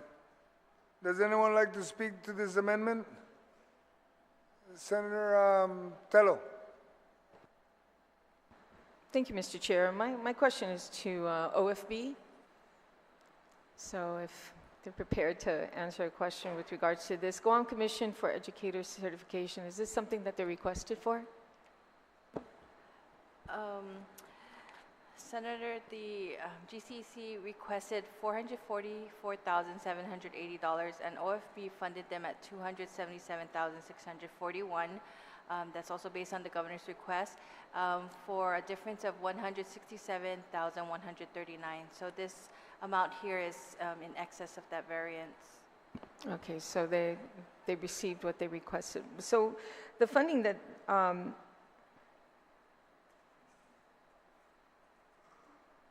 okay, you're saying GCC. Can we? Yeah. GCEC. Okay. Okay. Okay. Okay. And usually this funding comes out of what? To fund this area? Can Guam Education Facilities Fund? Yeah. It comes from the Guam Education. So there's a fund that's designated to pay for this, correct? Correct. Yeah, it's a special fund. It's a special fund. So now we're taking general fund money and putting it in an area that we have a designated funding source in a special fund out of the general fund. It doesn't, I mean, why do we have this special fund in the first place? So, you know, I mean, we have a designated funding source for this. So I'm not sure why we're taking general fund money out. And plus, you know, again, you know, using excess revenue for FY23. So, how much money in this special fund for the Guam Commission for Educator Certification? I'm sorry, how much is in that special fund?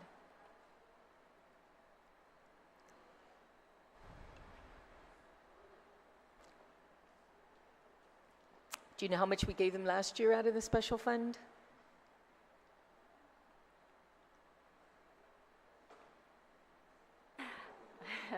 So what we projected was 35.8 million. That's for 2024, and we are collecting about 35 million in FY 2023. That's our tracking. $35 million? Yes. So this funding also goes to Guam Education, DOE, GCC, UOG. Oh, this is the TAF, the TAF fund. Education Oh, Facilities okay. Fund. Yeah, yeah. Yes. This is from the TAF fund. Yes. Okay, so the TAF Yes. fund helps support this particular, and it's been doing this for years, right? Yes.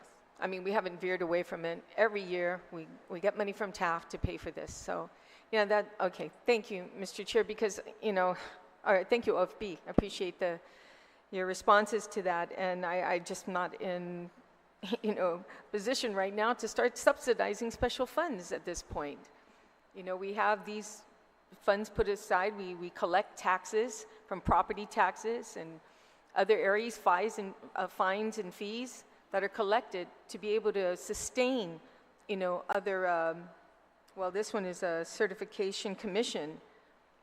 So it's about sustainability, and we have to stick with that, because we know that we can't have this excess revenue. FY22 is not even realized, haven't even been audited. So other than that, I have to respectfully object. Thank you, Mr. Chair. Thank you, Senator. Anyone else would like to comment to this? There being no one else, Senator Barnett, would you like to close?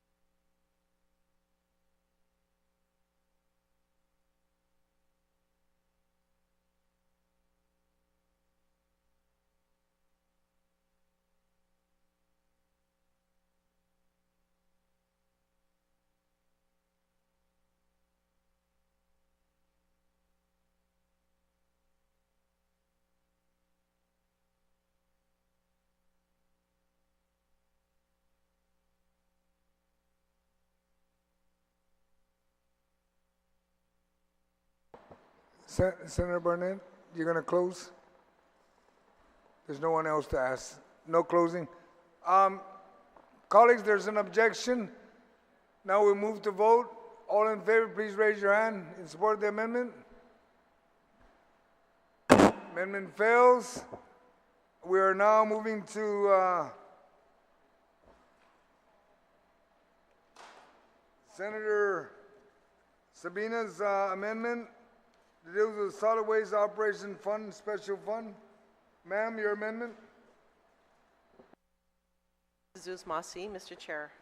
So what this amendment states is to add a new section, Solid Waste Operations Fund, Special Fund, notwithstanding any other provision of law, any unappropriated excess revenue from the Solid Waste Operations Fund in fiscal year 23 is and shall be appropriated to Guam Solid Waste Authority for the purpose of funding Guam Solid Waste operations for fiscal year 2024. So in the most recent CIR report, the fund is thankfully performing better. So yeah, the purpose is to ensure that whatever funds are collected from collection fees, tipping fees, and all that sort remains with the operations of Guam Solid Waste, who's doing a really superb job in trying to cut costs. They're very frugal. They want to stay financially stable too, especially coming out of receivership. So, you know, I think it's basically reinforcing this idea that this special fund is within their control, and whatever funds that we project that they collect over projections still remains and under their control.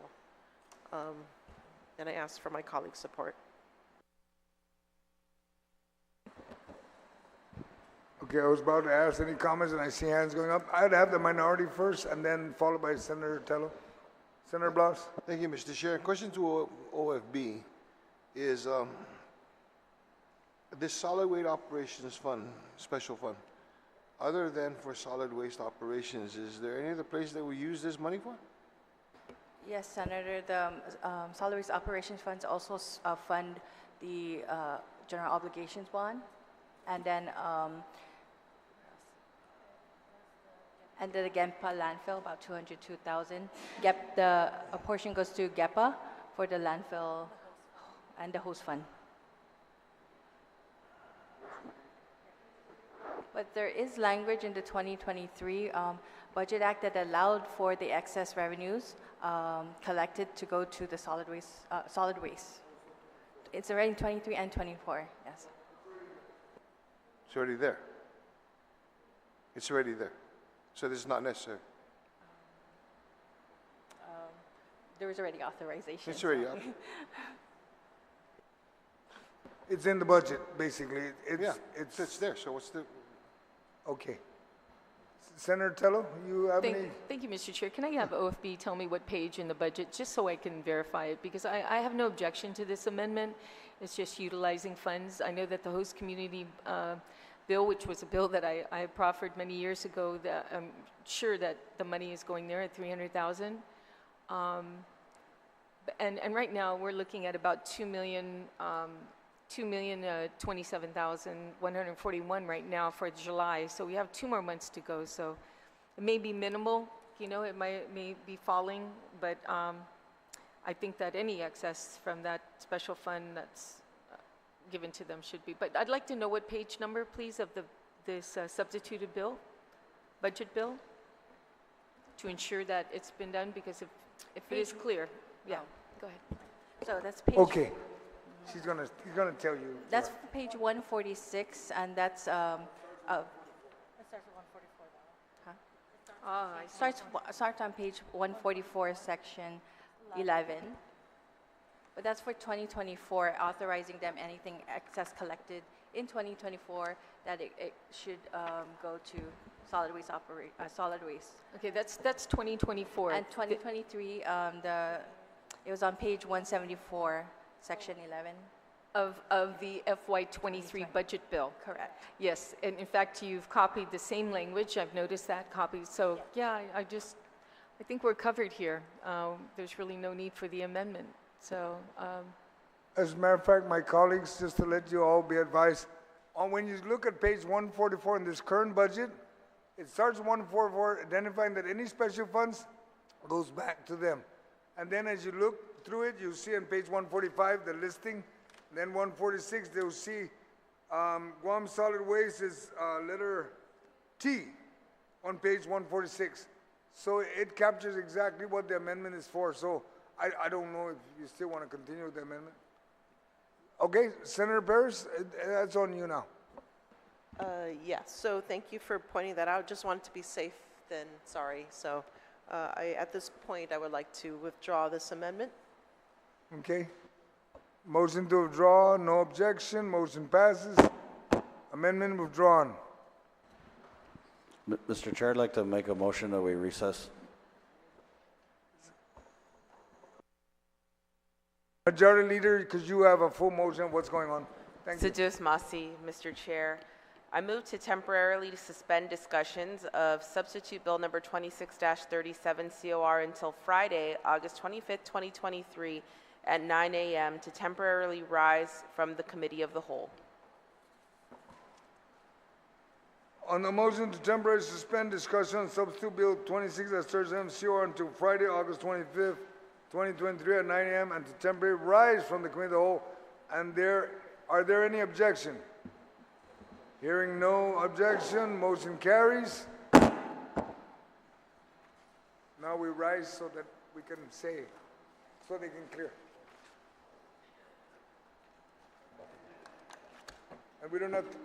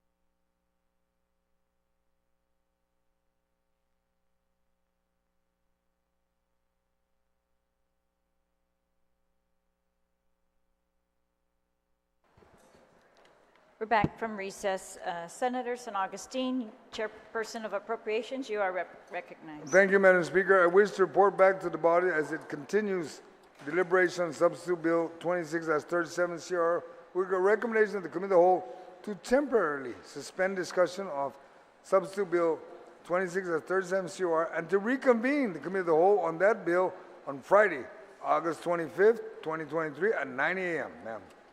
On that motion to temporarily suspend discussion on Substitute Bill 26-37 COR and reconvene on Friday, August 25, 2023 at 9 a.m. on that bill, are there any, in the Committee of the Whole on that bill, are there any objections?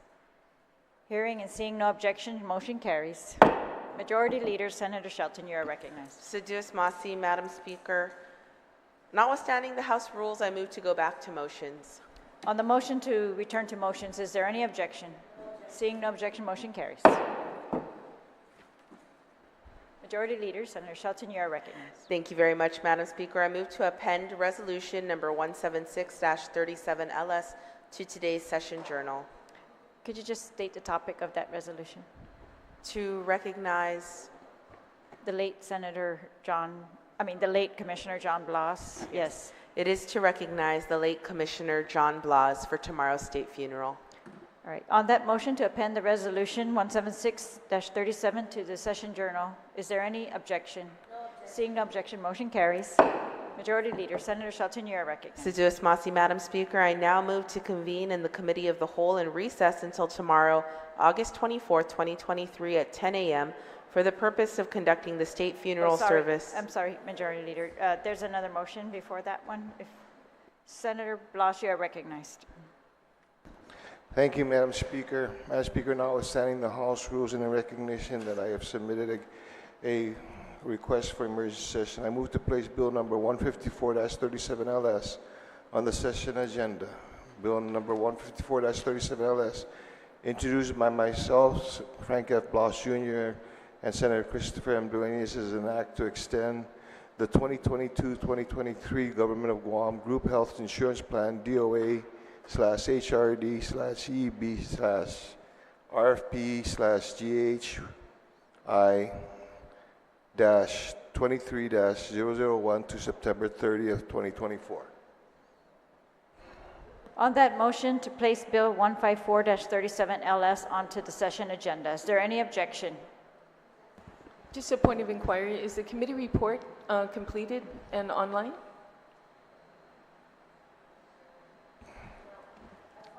Would the Committee on Rules yield to that?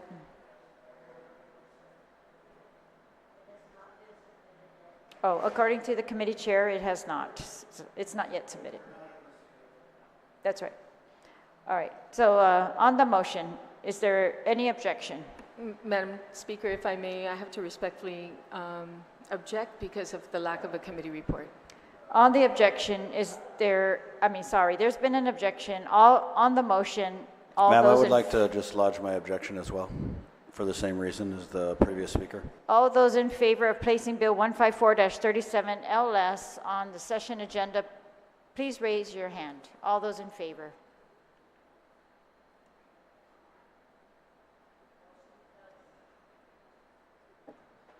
Motion fails. We're still under motions. Majority Leader, Senator Shelton, you are recognized. Assiduous Masi, Madam Speaker, I move to convene the Committee of the Whole and recess until tomorrow, August 24th, 2023 at 10 a.m. for the purpose of conducting the state funeral service for the late Honorable John Fenonia Blas, former Commissioner of the Municipality of Jigo, and to allow the honored guests into the Speaker Antonio R. Umpinko Legislative Session Hall, and that it be conducted in its formal manner. There's a motion made to convene into the Committee of the Whole and recess until tomorrow, August 24 at 10 a.m. for the purpose of conducting the state funeral for the late Honorable John Fenonia Blas, former Commissioner of the Municipality of Jigo, and to allow honored guests into the Legislative Session Hall and that it be conducted in its formal manner. Are there any objections to this motion? There are no objections, so we will reconvene directly into the Committee of the Whole for the state funeral. There will be no preliminary session, and we will convene. No, please be here before 10 a.m. We stand in recess until 10 a.m. tomorrow. Assiduous Masi.